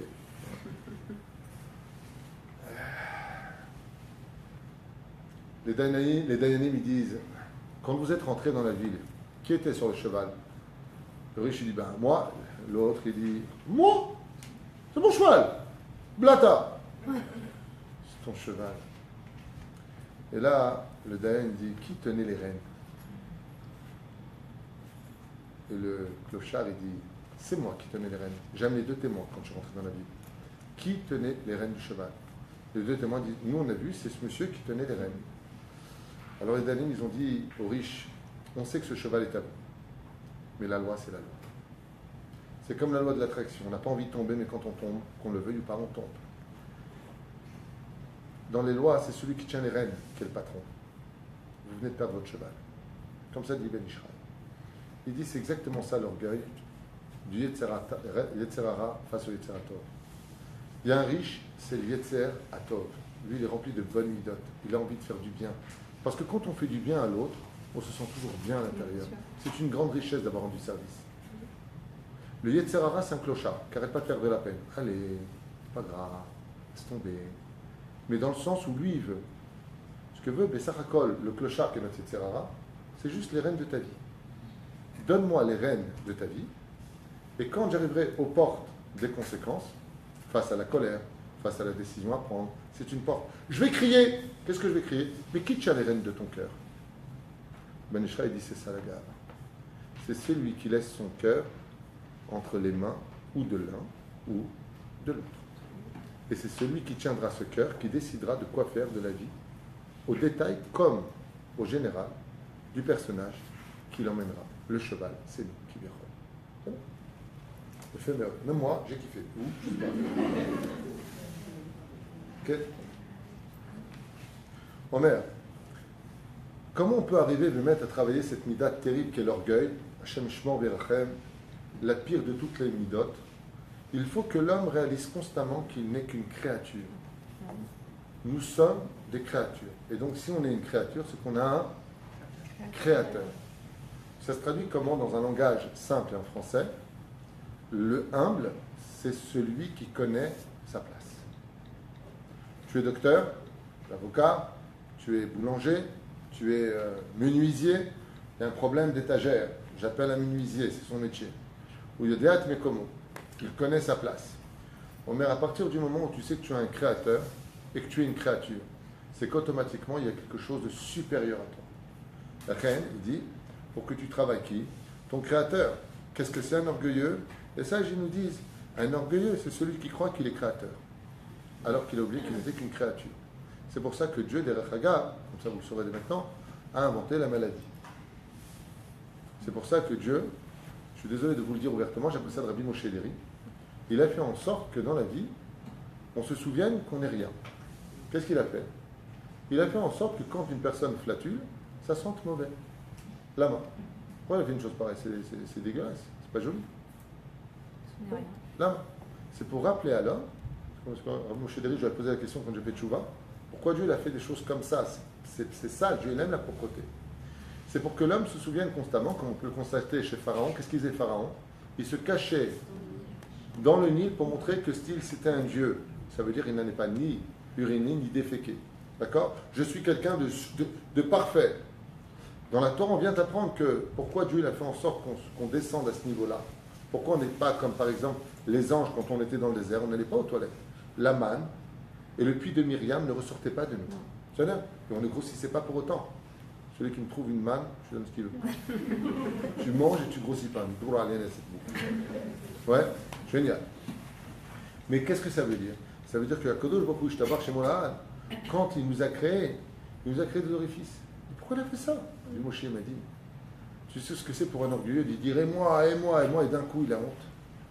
Il y a des odeurs fétides qui sortent de lui. Tu as vu qui tu es? Rends-toi compte de qui tu es. Et c'est pour ça que quand on sort des toilettes, on est obligé de reconnaître qu'on est une créature. Baruch ata Hashem Elokeinu melech Asher yatzar oti et Adam bechokma. D'où vient la chokma? Ata. Voravo nekavim nekavim chalulim chalulim. Ce sont tes défauts qui viennent te rappeler qui tu es. T'es rien. T'es rien. Tu vaux rien. T'es qui? T'es quoi? Pour qui tu te prends Béhémet dans la vie? En train d'hurler, d'humilier, de casser les pieds, Mais t'es quoi? Allez, va aux toilettes. Voilà ce qu'on lui dit. Du ciel, on lui dit, va aux toilettes. Va voir ce que tu engendres. Va voir qui tu es. Même sur ce domaine médical, c'est tout ce que tu veux. Avec tout le créateur du monde, tout ce qu'il a fait. Les Ben Ishraï nous dit, comme on l'avait déjà expliqué dans un shiur, que la bénédiction la plus haute de toutes les brachot qu'on fait, celle qui passe au-dessus, Asher Bachar Asher Yatzar et Adam. Parce que Asher Yatzar et Adam, c'est la zgoula pour éviter la maladie. Vous savez ça? Celui qui dit toute sa vie Asher Yatzar et Adam, Bechokma Yetera, ça veut dire avec Kavana, chaque mot, il enlève toutes les maladies de lui automatiquement. Dans ce cas-là, ma femme me dirait, il est tzadikim, alors quoi, ils ne savaient pas faire la bracha. La différence, c'est qu'eux, ils sont quittes de la maladie, mais ils prennent la maladie du peuple. Voilà. Eux, ils payent, comme c'est le Baba Saleh al Shalom, quand il est tombé très très malade, il a posé la question à Kharav Cholé, ça dit comme vous. Il a dit, je ne suis pas malade pour moi, je suis malade pour éviter les pogroms chez les Juifs. Je prends sur moi toutes les souffrances du peuple d'Israël. Ne pas confondre avec des gens comme nous. Mais celui qui fait Asher Yatzar et Adam, combien on dit le mot Adam, c'est combien de mots? 3 mots, 3 lettres. Aleph, Dalet, Mem. Ouais. Gematria 45. Vous avez 45 mots pour dire Asher Yatzar et Adam. Baruch Ata Hashem, Rofé, Chol Basar, Umafli, La'asot. Le Créateur du monde fait des merveilles quand il nous redonne la santé. Imaginez le Hanou Alechem, qu'une personne, allez, je vais quitter le sujet parce que c'est un peu crade, mais une personne est de l'aérophagie. J'ai connu une personne qui avait ce problème, il hurlait toute la journée. C'est extrêmement douloureux. Ça n'a? C'est extrêmement douloureux. Et le Créateur du monde lui fait comprendre à ce moment-là que tu n'es rien. Excusez-moi, docteur, je peux avoir une ordonnance? Je souffre. Où est ton orgueil? Et moi, où est le toi? T'es rien. La maladie vient nous rappeler, comme on le sait, comme on dit maladie, mahala, qu'il serait temps que tu demandes, mais rien. Demande pas. Apprends un petit peu à... Je vous dis la vérité, j'ai vécu une histoire extraordinaire. J'ai connu un homme, il s'appelait Monsieur Je me la pète. C'était son prénom, famille, la pète. C'est comme ça, on l'appelait Monsieur Je me la pète. Il savait tout, il connaissait tout, il n'avait jamais tort. Il était mieux que tout le monde, personne ne sait rien, il n'y a que lui qui sait tout. Tu connais ça? Ouais. C'est horrible à dire. Hein? Et il est tombé malade. Il est tombé très malade. Très, très malade. Je suis parti voir à l'hôpital Saint-Louis. Parce que chez les chrétiens, ils sont tous saints. Et lui, les clous, Saint-Cloud, ils sont tous saints. L'hôpital Saint-Louis. Et il m'a dit comme ça, puis David, comment on fait Netilat Yadayim? Il dit, esprit, sortez de lui. Comment on fait Netilat Yadayim? Il y a sa femme qui rentre. Attends, il est en phase finale, le mec. Sa femme, elle rentre. Je te demande pardon, je te dois tout. Sa femme, on est rentrée de Hachakam. C'était une Tunisienne, sa femme. Hachakam, qu'est-ce qu'il arrive? Waouh! Et là, c'était l'extraordinaire. Son fils avec qui il ne s'entendait pas du tout. Mon fils vient dans mes bras. Je lui ai dit, papa, arrête là, c'est bien pleuré, tu vois. Mais Akadosh Baruch Hu, c'est un grand farceur. Il lui a redonné la santé. Sa femme, il l'a insulté. Son fils était un bon à rien. Et le Kéli de Netilat Yadayim, je ne l'ai plus jamais revu. Et hop! Et moi, et moi, et moi, et moi, et sans moi, vous êtes rien. Si je ne paye pas et si je ne vous donne pas, qui veut de toi, toi, si je te divorce? Rabbi, on dit en Tunisie, on va crever ailleurs. Voilà l'orgueil. C'est quand tu crois que c'est toi qui crée les autres. C'est quand tu crois que c'est toi qui fais la vie. C'est quand tu crois que c'est toi qui fais les choses. Et c'est pour ça que les orgueilleux engendrent la colère, engendrent le mensonge, engendrent l'humiliation. Vous savez pourquoi? Parce que l'orgueilleux ne supporte pas que les choses se passent autrement que ce que eux ont décidé. Mais je ne comprends pas, je vous ai demandé de préparer. Mais enfin, je ne comprends pas beaucoup. Mais mettez-la, attendez. Tu vas prendre un cachet. Tu vas te calmer. Oui, mais je... Pour qui tu te prends? Calme-toi. Un collier Besséder. Comme a dit une fois le Rav Chaliaou, roule doucement. Je suis pressé. Kol Besséder. Sois Mshemnach. C'est pas la peine de t'exciter. Souvent, les gens orgueilleux, vous savez ce qu'ils font de leur vie? Il y a un très beau proverbe chinois, je vais le traduire en français, parce qu'en chinois, je l'ai oublié. Ça s'appelle brasser du vent. Ce sont des gens qui, toute leur vie, vont brasser du vent. Ça veut dire quoi, brasser du vent? Ils vont passer leur temps à faire du mal aux autres, à hurler sur les autres pour avoir l'impression d'avoir fait quelque chose. Après, on ne peut pas les laisser en disant, comme C'est-à-dire? ça dérange l'autre. Non, mais c'est vrai. D'accord, C'est quoi la question? Je sais pas ce qu'elle disait qui est. C'est la femme de Warren. Ah, Warren, américain. C'est quoi la question? Je sais pas qu'est-ce qu'elle dit. Après de faire l'hybride. Comment leur dire ça sans les vexer? À qui? Aux orgueilleux? Ah non, mais c'est pas à toi de le dire. Alors je dis quelque chose. Il y a plusieurs degrés d'orgueil. D'abord, apprenez ce proverbe. D'abord, j'ai une question. Attends 2 secondes, il attendra Alors Israël. quoi, tous ceux qui sont malades, ils sont orgueilleux? Non, mais il faut savoir que l'orgueil existe à plusieurs... C'est la suite du cours. L'orgueil existe à plusieurs degrés, qu'on va étudier tout de suite après. C'est qu'il y a l'orgueil extérieur et il y a l'orgueil intérieur. Je vais vous citer des personnages, vous allez comprendre, pour arriver à ce slave-là. C'est très important. Mais juste pour répondre à ta question, on n'est jamais prophète dans son pays. C'est-à-dire que, allez, Tachlès, si tu veux un jour que ton mari sache quelque chose, évite de le dire toi. Pourquoi? Vous mangez ensemble, vous dormez ensemble, vous parlez ensemble, vous vous connaissez parfaitement, vos défauts, vos qualités. Ce qui fait que si tu viens dire à ton mari, retire la paille qui est dans ton... Non, il va te dire à toi, retire la poutre qui est dans le tien. Tu comprends ce que je veux te dire? On n'est jamais prophète dans sa maison. Un prophète n'est jamais prophète dans son pays. On est prophète chez les autres. On donne de bons conseils chez les autres. Mais soi-même, on peut être très bien qui donne super conseils éducatifs. Tu vas voir ses enfants, celui qui donne des conseils, là où il commence. Pourtant, les conseils qu'ils vont donner sont bons. C'est un principe de vie. D'accord? Mais la reine Botamida, quand on a des problèmes comme cela, il faut passer par beaucoup d'autres. Je vais te donner un exemple qui va te faire rire. Enfin, en tout cas, moi, ça m'a fait tuer de rire.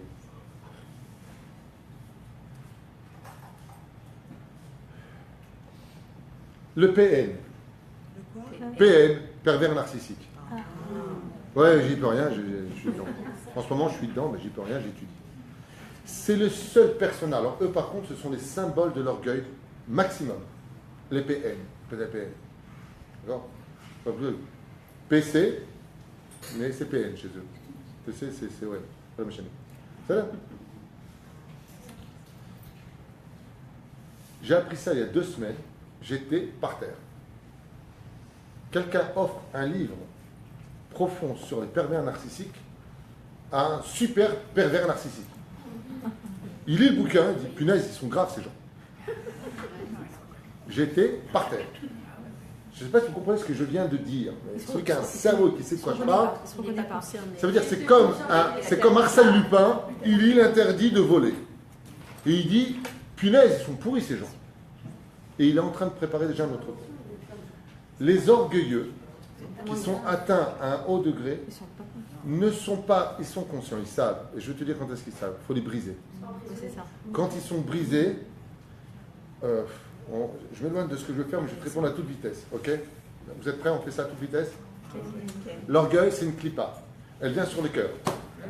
Tu avances encore. Ce sont des gens qui sont imperturbables.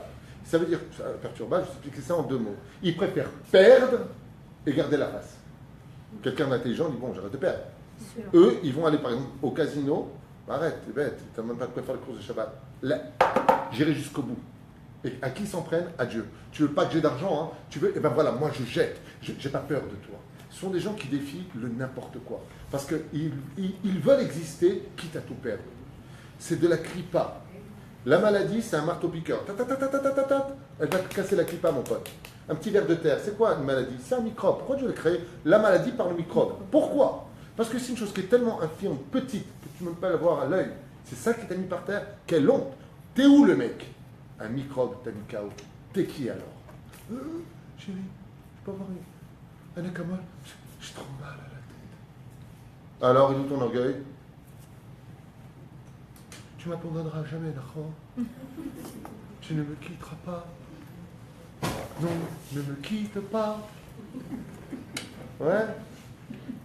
Et la reine, les Teilim, dit Rabbi Nachman, c'est un marteau-piqueur de la gave. Celui qui fait les Teilim tous les jours, il va casser sa gave. Mais de tomber sur un pervers narcissique de très haut niveau, il y a un bouquin sur les pervers narcissiques qui ne se reconnaît même pas dedans. Qu'est-ce qu'il dit le mec? Oh là là, j'ai retrouvé plein de connaissances. Ah, il était par terre. Hein? C'est pas reconnu. Non, il ne peut pas se reconnaître parce que ce sont des gens qui, s'ils se découvrent, vont se suicider. Donc, ils préfèrent ne pas se reconnaître. C'est ce que je veux dire. Après, c'est ça que je me demande. Alors, maintenant, une question.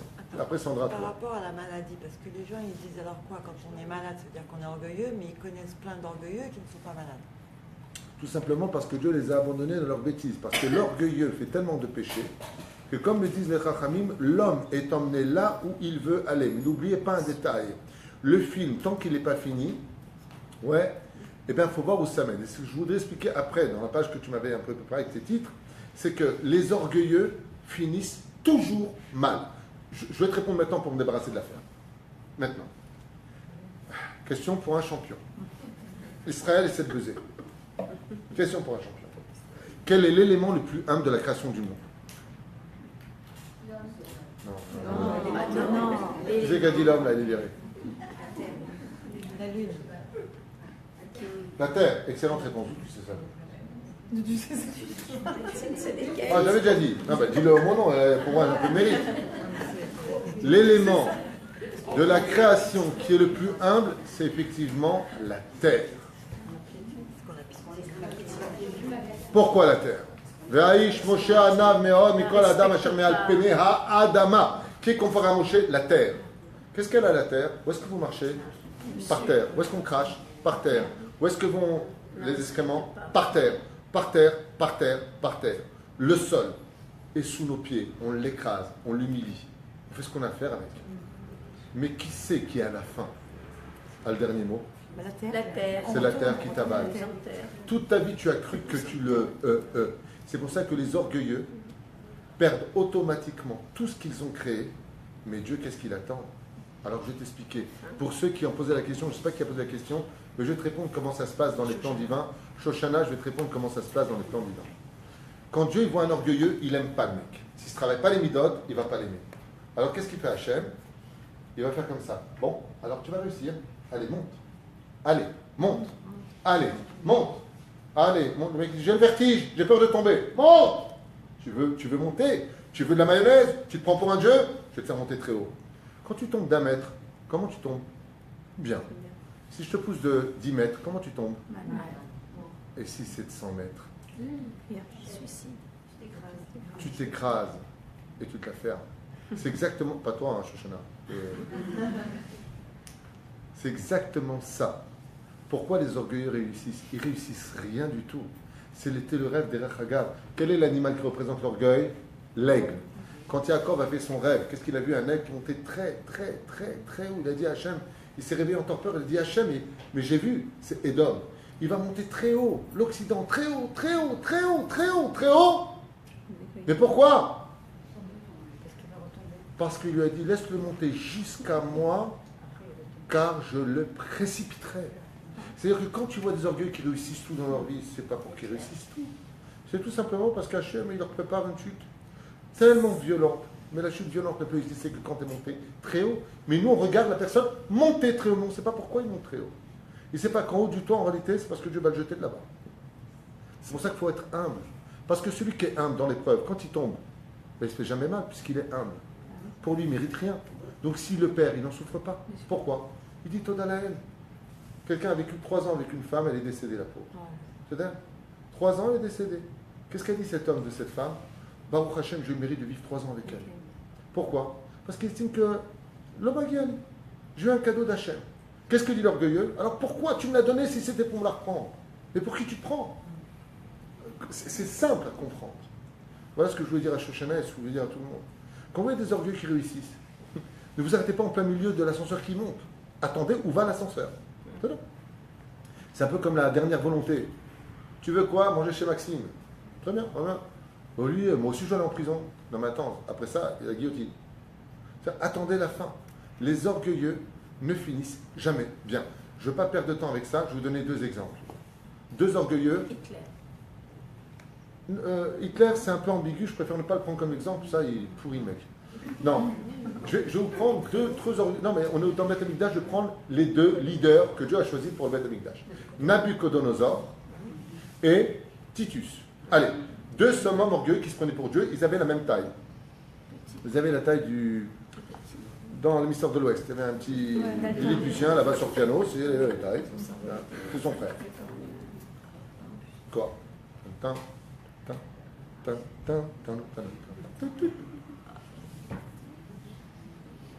Qu'est-ce qu'il a dit Titus? Nabuchodonosor. Et moi.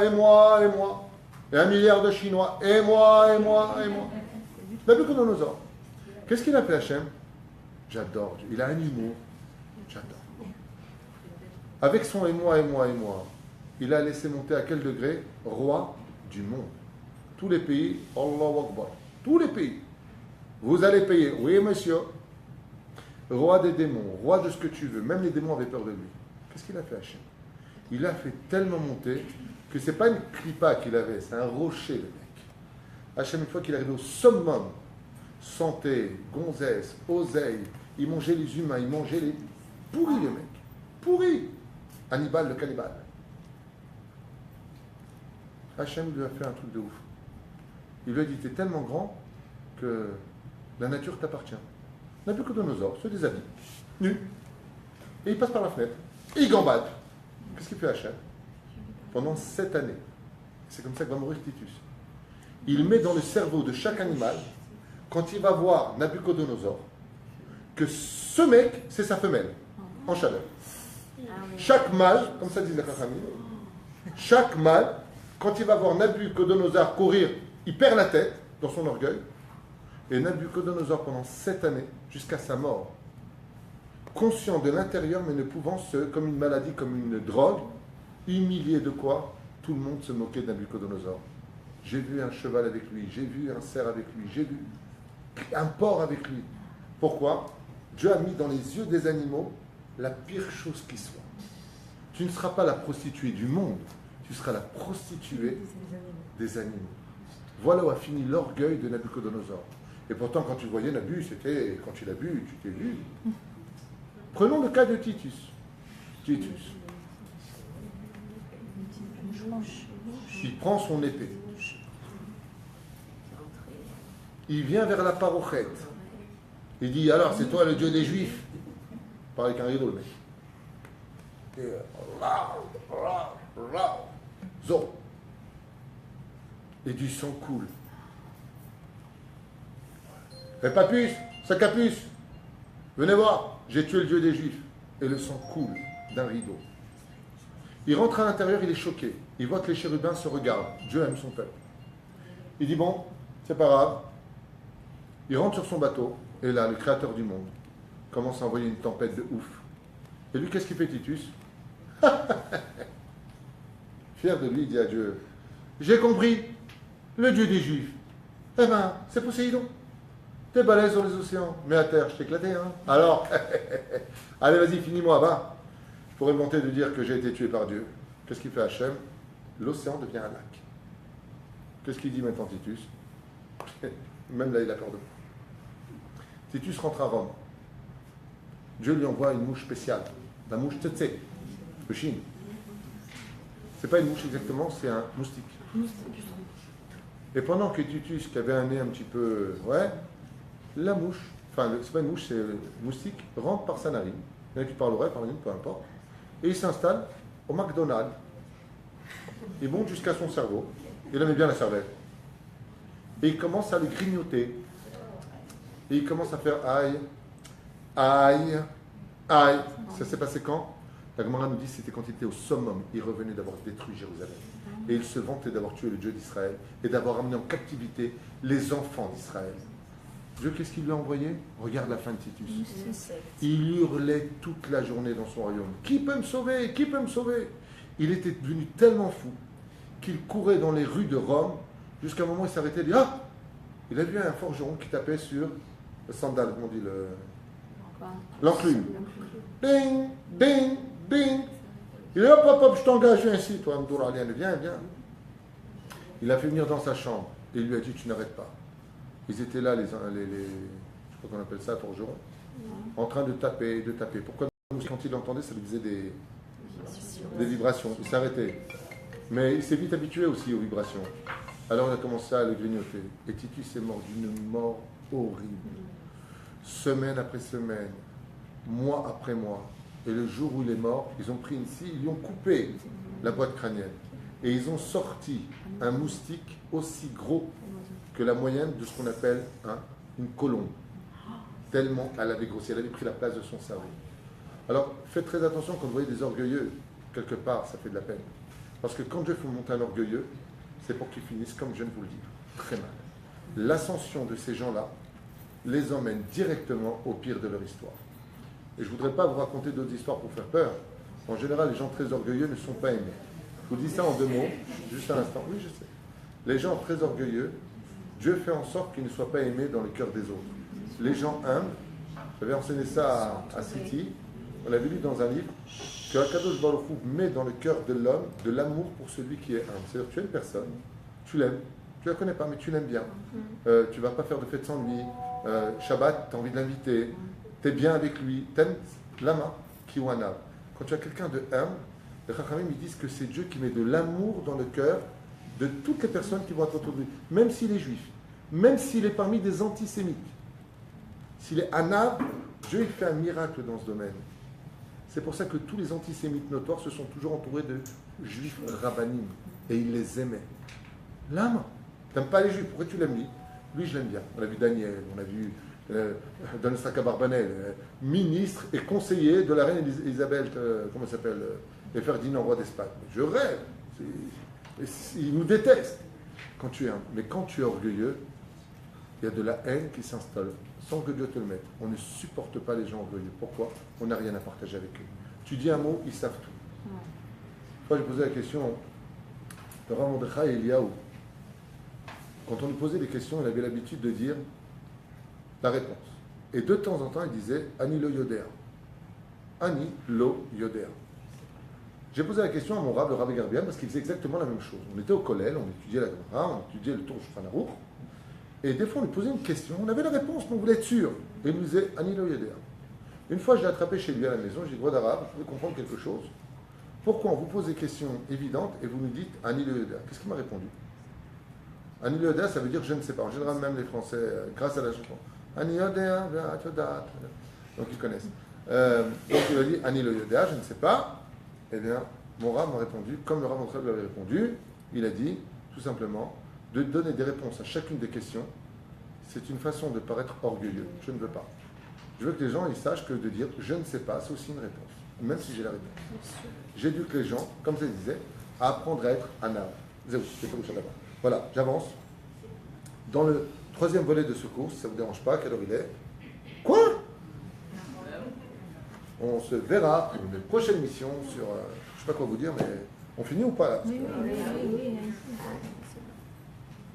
Bon, alors je finis à toute vitesse, je vais être obligé de bâcler un petit peu. L'orgueil intérieur, je suis désolé, et l'orgueil extérieur.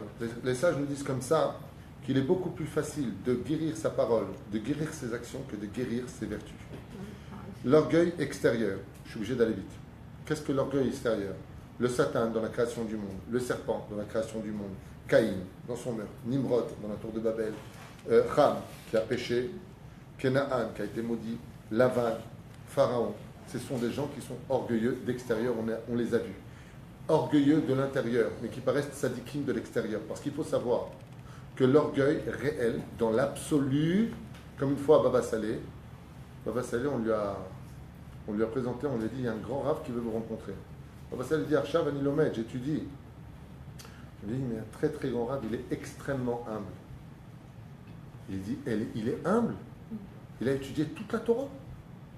Alors il a dit, non, un grand rave, il est Rosh Kolel, quoi. Donc, il a pu dire Sifra, Mishnayot, Gemarot, Tour, Shulchan Aruch, Zohar, Kabbalah, Yoda Akol.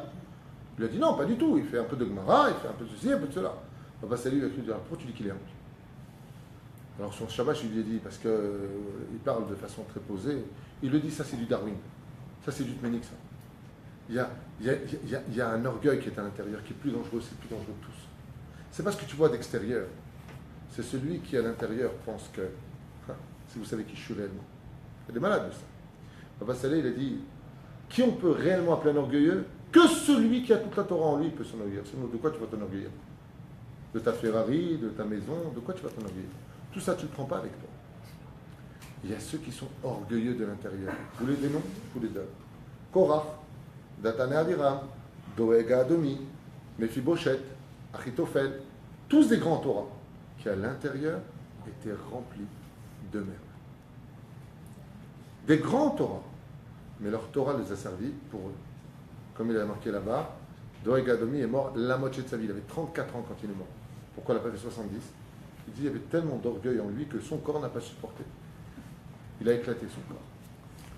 Voilà. Attends. Ah oui. Je vous avais noté une très jolie histoire que j'ai bien aimée à propos de l'éducation de l'orgueil. Parce que je suis plus avancé, je voulais parler de l'orgueil intérieur et extérieur, ça prend au moins 10 minutes. Là, je ne peux pas le faire parce qu'il est déjà 10 heures. Je finis juste avec ça. À propos de l'éducation, c'est très beau, qui dit comme ça qu'un jour, un Talmid Chacham a eu son élève qui est venu taper à la porte. Et il a dit « Misé !» Il lui a répondu « Ani !» C'est pas comme le Tunisien et le Marocain, ils sont partis sur la Lune. Ils arrivent sur la Lune, le Tunisien il sort de la fusée, et après une heure il revient. Et l'autre il dit « Shkoun !» Pas de ça. Ils sont deux, oui. C'est bien, tu as compris la blague. Bien, madame. Il ne faut pas trop rire. Il n'y a pas marqué pour pleurer non plus. Et l'élève lui dit Ani, vod arabe, Ani. Alors, le arabe ne se lève pas, il n'ouvre pas la porte. Alors, l'élève, il y a un moment, après un quart d'heure, il essaie d'ouvrir. Le arabe dit Misé, Ani. Misé, Ani. 3 heures plus tard. Le arabe lui dit Misé, Ani. Il dit Ani, Yitzhak. Parce qu'il dit Ani, Yitzhak. Parce que Ani n'existe pas. Le Ani, c'est Hachem. Il lui a fait des remontrances, il lui a dit si tu avais mis Hachem, comme le verset le dit, Shiviti Hachem l'enegdi tamid, jamais tu m'aurais dit c'est moi. Il lui a dit Gvodara, je ne comprends pas ce que vous voulez dire. Je voulais juste t'expliquer, c'est très simple. Si tu veux enlever ton orgueil et ton poids personnel, mets toujours Dieu en face de toi. Et lui, c'est quoi Dieu? Et lui, c'est la lettre Yud. Yud, Yehudi. Si j'écris maintenant le mot Ani, Aleph, Nun, Yud, et que je mets le Yud en face de moi, donc au centre du Aleph et du Nun, qu'est-ce que j'obtiens? Il n'y a pas. Il lui a dit, si tu m'as répondu Annie, c'est parce que tu étais en face de toi-même. Et si tu avais eu Dieu en face de toi, jamais tu m'aurais dit Annie. Tu m'as dit Yitzhak.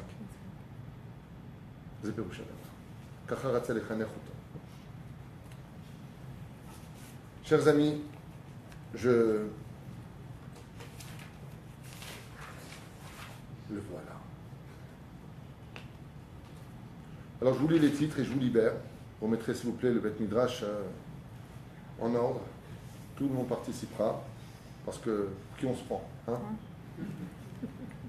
Chafetz Chaim, alav shalom, Rabbi Israël Miradi avait coutume de nettoyer le Beth Midrash, vous savez, à 3h du matin, à Radin.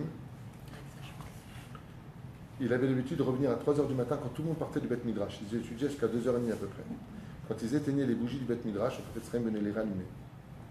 Et il avait l'habitude de prendre sa plus belle chemise pour venir faire le Beth Midrash.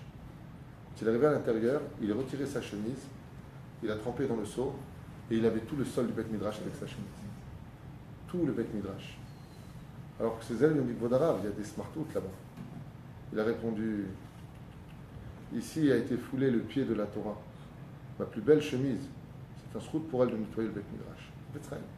Il nettoyait le Beth Midrash avec sa chemise. Une fois, il y a des Gabaïm à Jérusalem qui se sont plaints en Ravarié que les Avrechim, ils étaient balaganistes.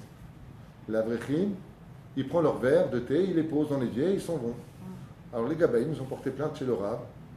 Et waouh, c'est très mal passé. Enfin, c'est très bien passé, mais c'était mal passé pour eux. Ils ont dit, il y en a marre, Vodarav, dites au Avrechim que quand ils posent un verre dans l'évier, ils se rincent et ils le lavent. Le Ravarié lui a dit, Atalorot, c'est ta mitzvah. Pas ta marguiche quand tu laves le verre d'un Avrech qui a bu son thé. Il dit les Avrechim ici, quand il y a 54 Avrechim à Jérusalem, quand ils posent le verre, c'est pour vite retourner étudier le Talmud. Ils te laissent le srout de nettoyer ce qu'ils ont. Tu as trop d'orgueil pour le faire. Le Gaba, il a demandé, il a dit au Avrechim, comme ça devant tout le monde. J'étais à côté. Il a dit, je vous demande de poser tout le temps vos verres, de jamais les laver. C'est un srout. C'est un srout. On te laisse le srout de préparer quelque chose. Ce soir, vous avez tous le srout de... La reine, l'orgueil mène souvent les belles-mères à mettre le balagan dans les couples. Souvent de se mêler, jusqu'à même séparer les couples, je parle de mes rendez-vous. Des patrons qui considèrent leurs ouvriers comme des moins que rien, et qu'ils ont oublié que les valeurs de leurs ouvriers et que leurs vertus sont bien souvent supérieures à la leur. Des gens qui parlent mal des rabbinim, et pour qui se prennent, j'en sais rien, mais ils se permettent de parler mal des rabbinim. Je ne parle pas des rabbinim qui se font passer pour des rabbinim ou des réformistes qui se font passer pour des rabbinim ou des choses comme ça. Je ne parle pas de ça, soyons sérieux. Je parle des gens qui se permettent d'ouvrir la bouche contre des rabbinim.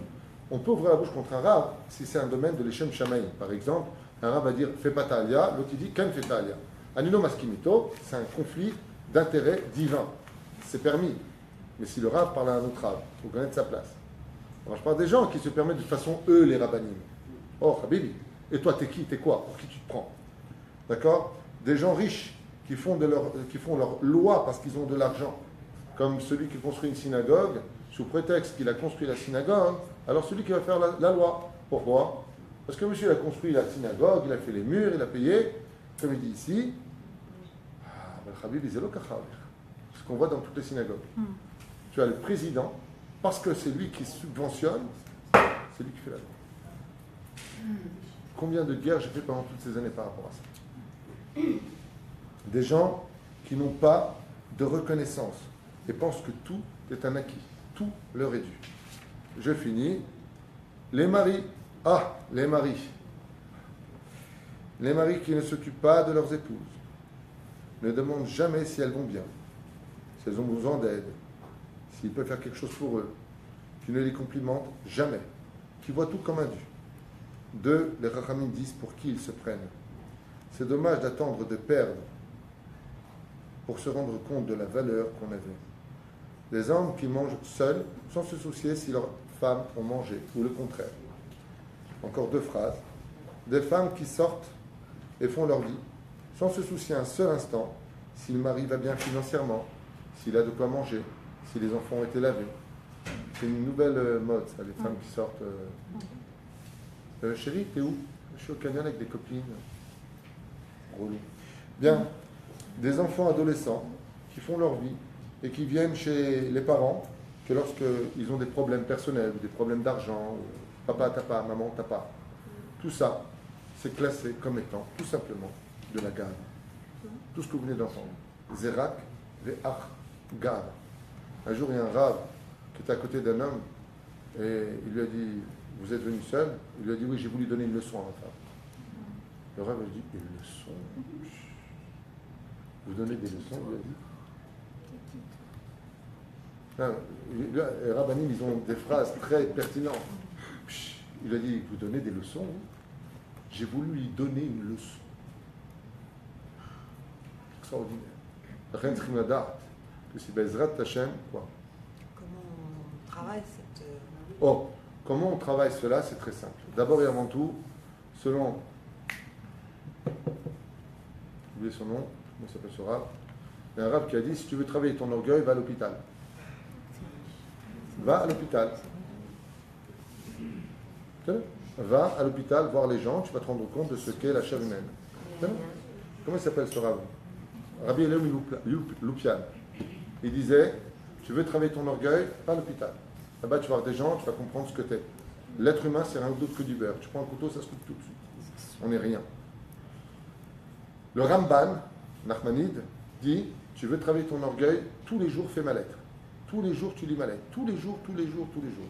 Shema, Beni, Moussar Avicha, Ve'al Titosh Torah Timecha, Titanek, Kamil. Les Guéret Ramban, la lettre du Ramban. Ça va?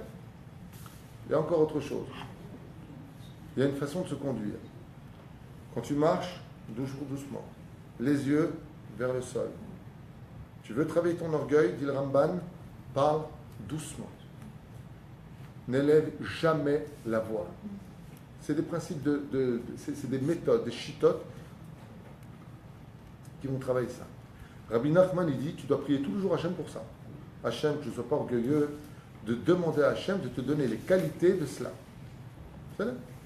Il y a encore plein d'autres remèdes qui prendraient du temps à expliquer pour comment travailler sa gaba. Et par exemple, je finirai avec cet exemple parce que tu as posé la question. Quand tu es face à quelqu'un de jeune, tu dois considérer qu'il vaut plus que toi. Comment? Techniquement parlant, comment est-ce qu'un enfant de 9 ans, face à moi qui ai 22 ans, je pourrais considérer qu'il a plus de valeur que moi? Les sages nous disent, mets-toi en tête que jusqu'à 9 ans, il n'a pas beaucoup de fautes sur lui. Mets-toi en 50 ans, combien t'en as fait?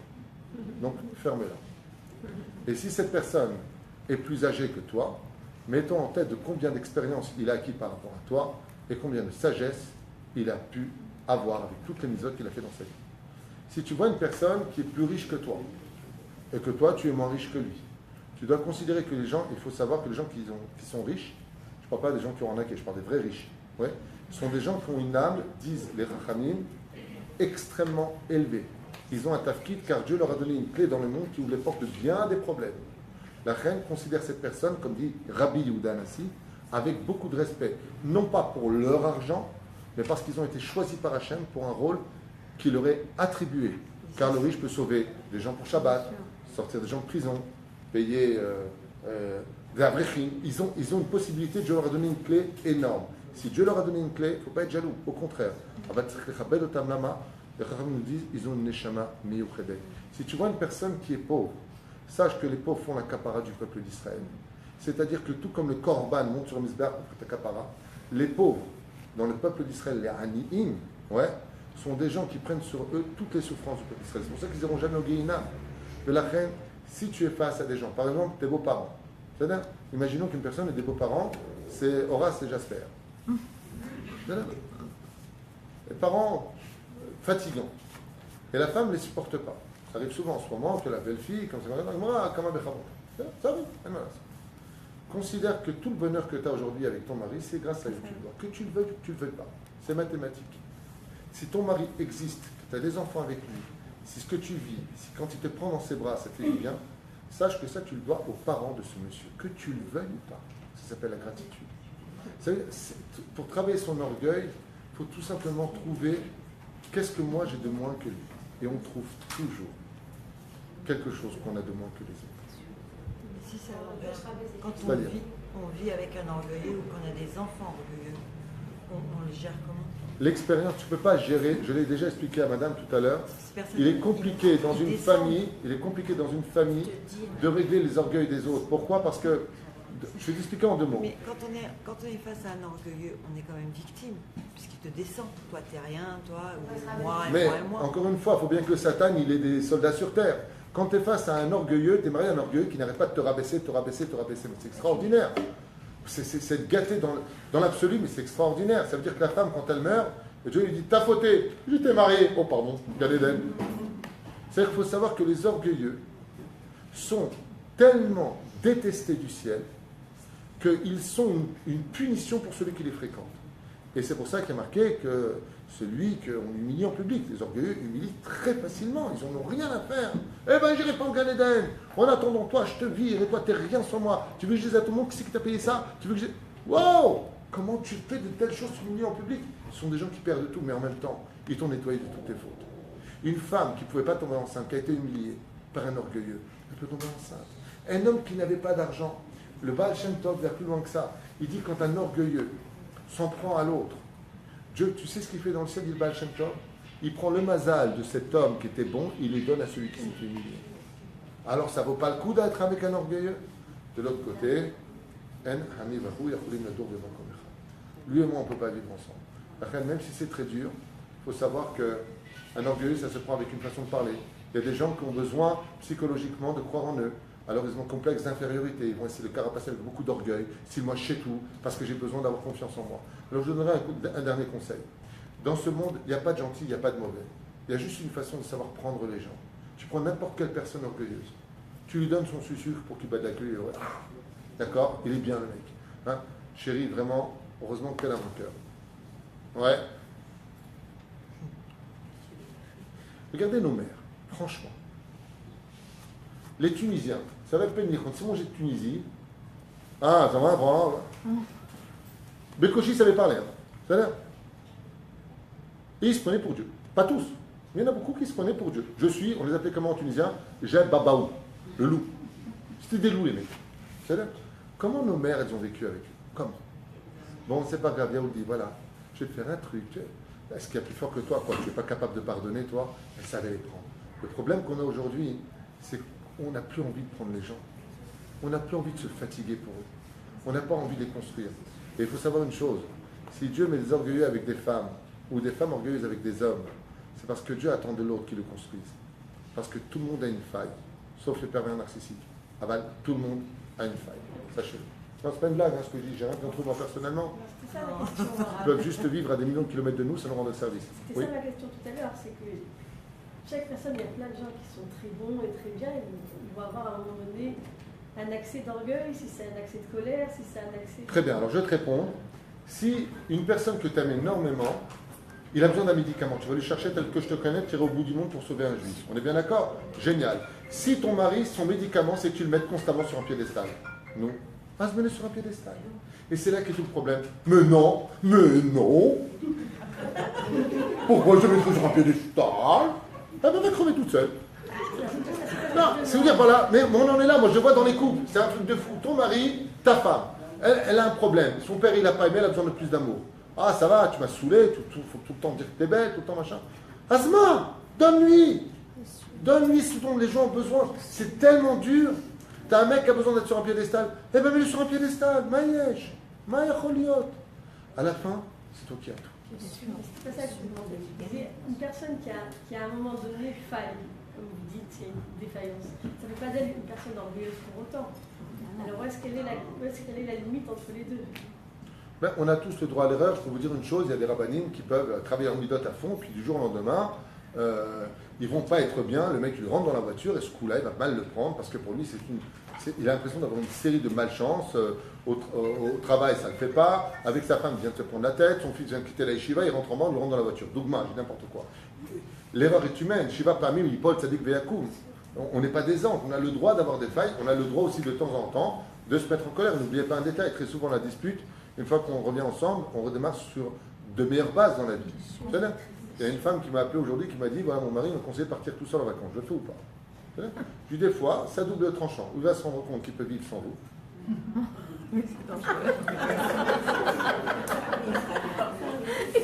Ou il va se rendre compte qu'il ne peut pas vivre sans vous.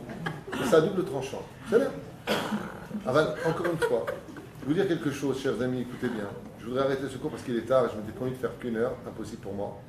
Je voudrais vous dire, et j'ai paqué beaucoup de choses ici parce que je voulais développer l'orgueil intérieur et extérieur. C'est un cours en lui-même très important. Qu'est-ce que c'est l'orgueil extérieur? Le plus grave, c'est pas celui-là. Le plus grave, c'est l'orgueil. Celui-là, c'est le plus terrible de tous. C'est l'orgueil de l'hypocrisie. Ça s'appelle comment en 2 mots? La fausse humilité. Quand on est... non, mais moi, tu sais, en réalité à l'intérieur, il prend pour un rigolo. Dieu, ces gens-là, détestent totalement. La gdoucha d'un grand, comme disait le Rav Kook Zatzal, c'est de rester un grand parmi les petits. Tu es capable d'être parmi les petits, mais tu restes un grand, mais tu es avec les petits. Tu es capable d'être avec eux. La reine du Siyata d'Ishmaïa, il faudrait juste aujourd'hui arriver à comprendre une chose. Pourquoi les gens sont orgueilleux? C'est le problème qu'on a, chers amis, ce soir, dans cette génération, c'est qu'on est tellement fatigué de la vie qu'on n'a plus envie de faire d'efforts, de se dire qu'est-ce qui ne va pas. Il n'y a plus de discussion. Prenons le cas des couples. Bon, hein, tu vois, tu me conseilles, comment tu me parles? Et alors Eh ben, on boude. C'était mon migvé ce soir, hein. Je ne sais pas si je t'avais dit hier, mais enfin, c'était mon migvé. Ah ouais? T'as vu à quoi tu ressembles? L'âme. Vous savez pourquoi? Parce qu'on n'arrive plus à parler. Il n'y a plus de dialogue. Et comme je répète dans tous les cours, le créateur du monde se cache ni dans le ciel, ni sur terre. Il se cache dans la parole. C'est dans la parole. Vaïdaber Hashem el Moshe les morts. C'est dans le dialogue que le créateur du monde se cache. Le problème, c'est qu'on ne parle plus. Tu m'as dit un truc, tu fais un truc. Tu veux pas manger? Eh bien, tu regardes, tu vois ton plat là. Ouais? Avec les veines qui sortent sur le côté comme ça. Les dents qui poussent. Dans la poubelle, tu iras manger chez ta mère. Avec l'ongle qui pousse rouge. Et même le mec, il a peur. On ne prend pas le temps de la réflexion. On ne prend pas le temps de qu'est-ce qui ne va pas. Il n'y a pas. Tu n'as pas le droit à l'erreur. Même le mec ou la femme, elle a un peu d'orgueil, il n'y a pas. Dis-moi, toi, c'est comme ça que tu me réponds, mais attends, tu sais qui t'es, toi, pourquoi tu payes quelque chose ici? Va te suicider, tu me saoules. Les gens sont bêtes, les gens sont fous. Les gens sont fous. Baruch Adonai Lola. Et qu'est-ce que j'en ai à faire, moi? Je me fiche. Baruch Adonai Lola. Alors quoi, si elle regarde plus, je m'arrête? Non. Oh, je voudrais... C'est fini? Au revoir. Voilà, c'est juste comme ça pour vous dire que... Je crois qu'une des choses, si je ne me trompe pas... Alors, je voudrais juste faire quelque chose que j'ai jamais fait, mais c'est pas grave. Je fais ce que... Ça tourne. Oui, mais je sais. Tu peux lâcher, s'il te plaît? Voilà. Voilà, c'est le Tzibour. Si. Voilà, c'est le Tzibour. Dire bonjour. Voilà. Tzibour. Dire bonjour. Voilà. Et on le remet. Voilà. Comme ça, il voit ce que je subis. Sympathique. Voilà. Dernière question. Non, c'est juste une... je ne suis pas très sûre, mais je crois que j'avais lu de Rabbeinu qu'une des ségoula contre la Gahava et pour être plus humble, c'est de toujours dire Bezrat Hashem, Emertze Hashem. Oui, ça on l'a dit tout à l'heure. C'était ce que j'ai dit à propos de Sefer Tzadik. Toujours mêlé Hashem à ça. Il y a plein de ségoula dans le Likutei Etzot et Sefer Midot de Rabbeinu. Vous avez énormément de conseils. Livre, pour moi, numéro 1 dans ce domaine, c'est le Mesilat Yesharim qui parle de l'orgueil à un très très haut degré. Aval, encore une fois, il n'y a pas une personne au monde qui n'a pas d'orgueil. Et il faut savoir que l'orgueil, quand même, je finirai avec cette phrase, a une chose positive, c'est que ceux qui sont dans la Torah se doivent d'avoir un 8e d'orgueil. Pourquoi? Parce que pour diriger une communauté, on ne peut pas être trop effacé, sinon c'est l'anarchie. Chacun fait ce qu'il veut, et donc ça devient un corps sans tête. De la même façon, un père et une mère ne sont pas des enfants. Chacun doit garder sa place, et ça ne s'appelle pas de l'orgueil, ça s'appelle équilibrer la famille. Donc tout ça, ce sont des choses qui s'expriment. Sandrine, on se calme, prends tes cachets. La reine, connaître sa place, pour moi, après toutes ces années d'études, si je peux me permettre de le dire en toute amitié, c'est particulièrement celui qui connaît sa place. Mais est-ce qu'on connaît notre place? Il y a des gens qui sont pas arabes, ils se font appeler rares. Il y a des gens qui ne sont pas ingénieurs, ils se prennent pour des ingénieurs. Il y a des gens qui se prennent pour des super bons maris, seulement leurs femmes ne le pensent pas du tout. Il y a des gens qui se prennent pour des super bonnes femmes, bonnes mamans, demandent aux enfants ce qu'ils en pensent. Ça veut dire que quand on est réellement sincère avec soi-même, c'est le dialogue qui l'emporte. Dites-moi, on fait une réunion de famille, on fait une réunion de travail, on fait une réunion, on parle. Et là, on voit ce qu'on est. Et je vais vous donner une super ségoula. Mais alors une ségoula qui est tellement belle que vous allez me dire, c'est quoi ségoula?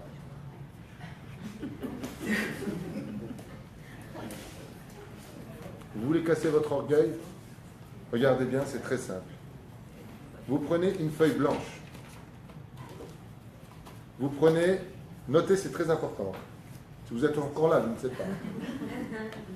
Vous prenez un stylo. Regardez, c'est une cigoula, pour l'instant, c'est extraordinaire. Vous prenez un verre d'eau, parce que vous risquerez d'avoir soif au bout. Vous donnez ça au conjoint, en un mot. C'est simple jusque-là? C'est vachement simple. Et tu lui dis, qu'est-ce que je dois arranger chez moi? Ton mari va te dire, t'es sûr de ce que tu fais? Il y a assez d'encre? Ensuite, c'est pas fini. Vous voulez une cigoula en or? Alors écoutez bien ce que je vous dis. Ensuite, vous tournez la page et vous marquez, dis-moi quelles sont mes qualités. Une fois que c'est fait, vous prenez ça sans dire un mot. Enfin bon, t'as écrit ça, excuse-moi, mais toi... C'est pas le but du jeu. C'est pas le but du jeu. Encore vendredi, je jouais avec ma femme, on était morts de rire. Ça, c'est quoi le jeu? Ouais. Vendredi matin, femme, je reviens du collège, elle me dit, allez, on recommence. On va jusqu'à 10. À sourd de se plaindre. Ça a fini à 3-1. 3-1. Et c'est normal, elle n'a pas dit un mot de la journée. Et je lui ai dit, je vais te provoquer. Hein. Je n'ai pas mis la table. D'habitude, je mets toujours la table. Je bâtis ma mitzvah. J'ai tardé à la mettre. Je vais mettre la table, chérie.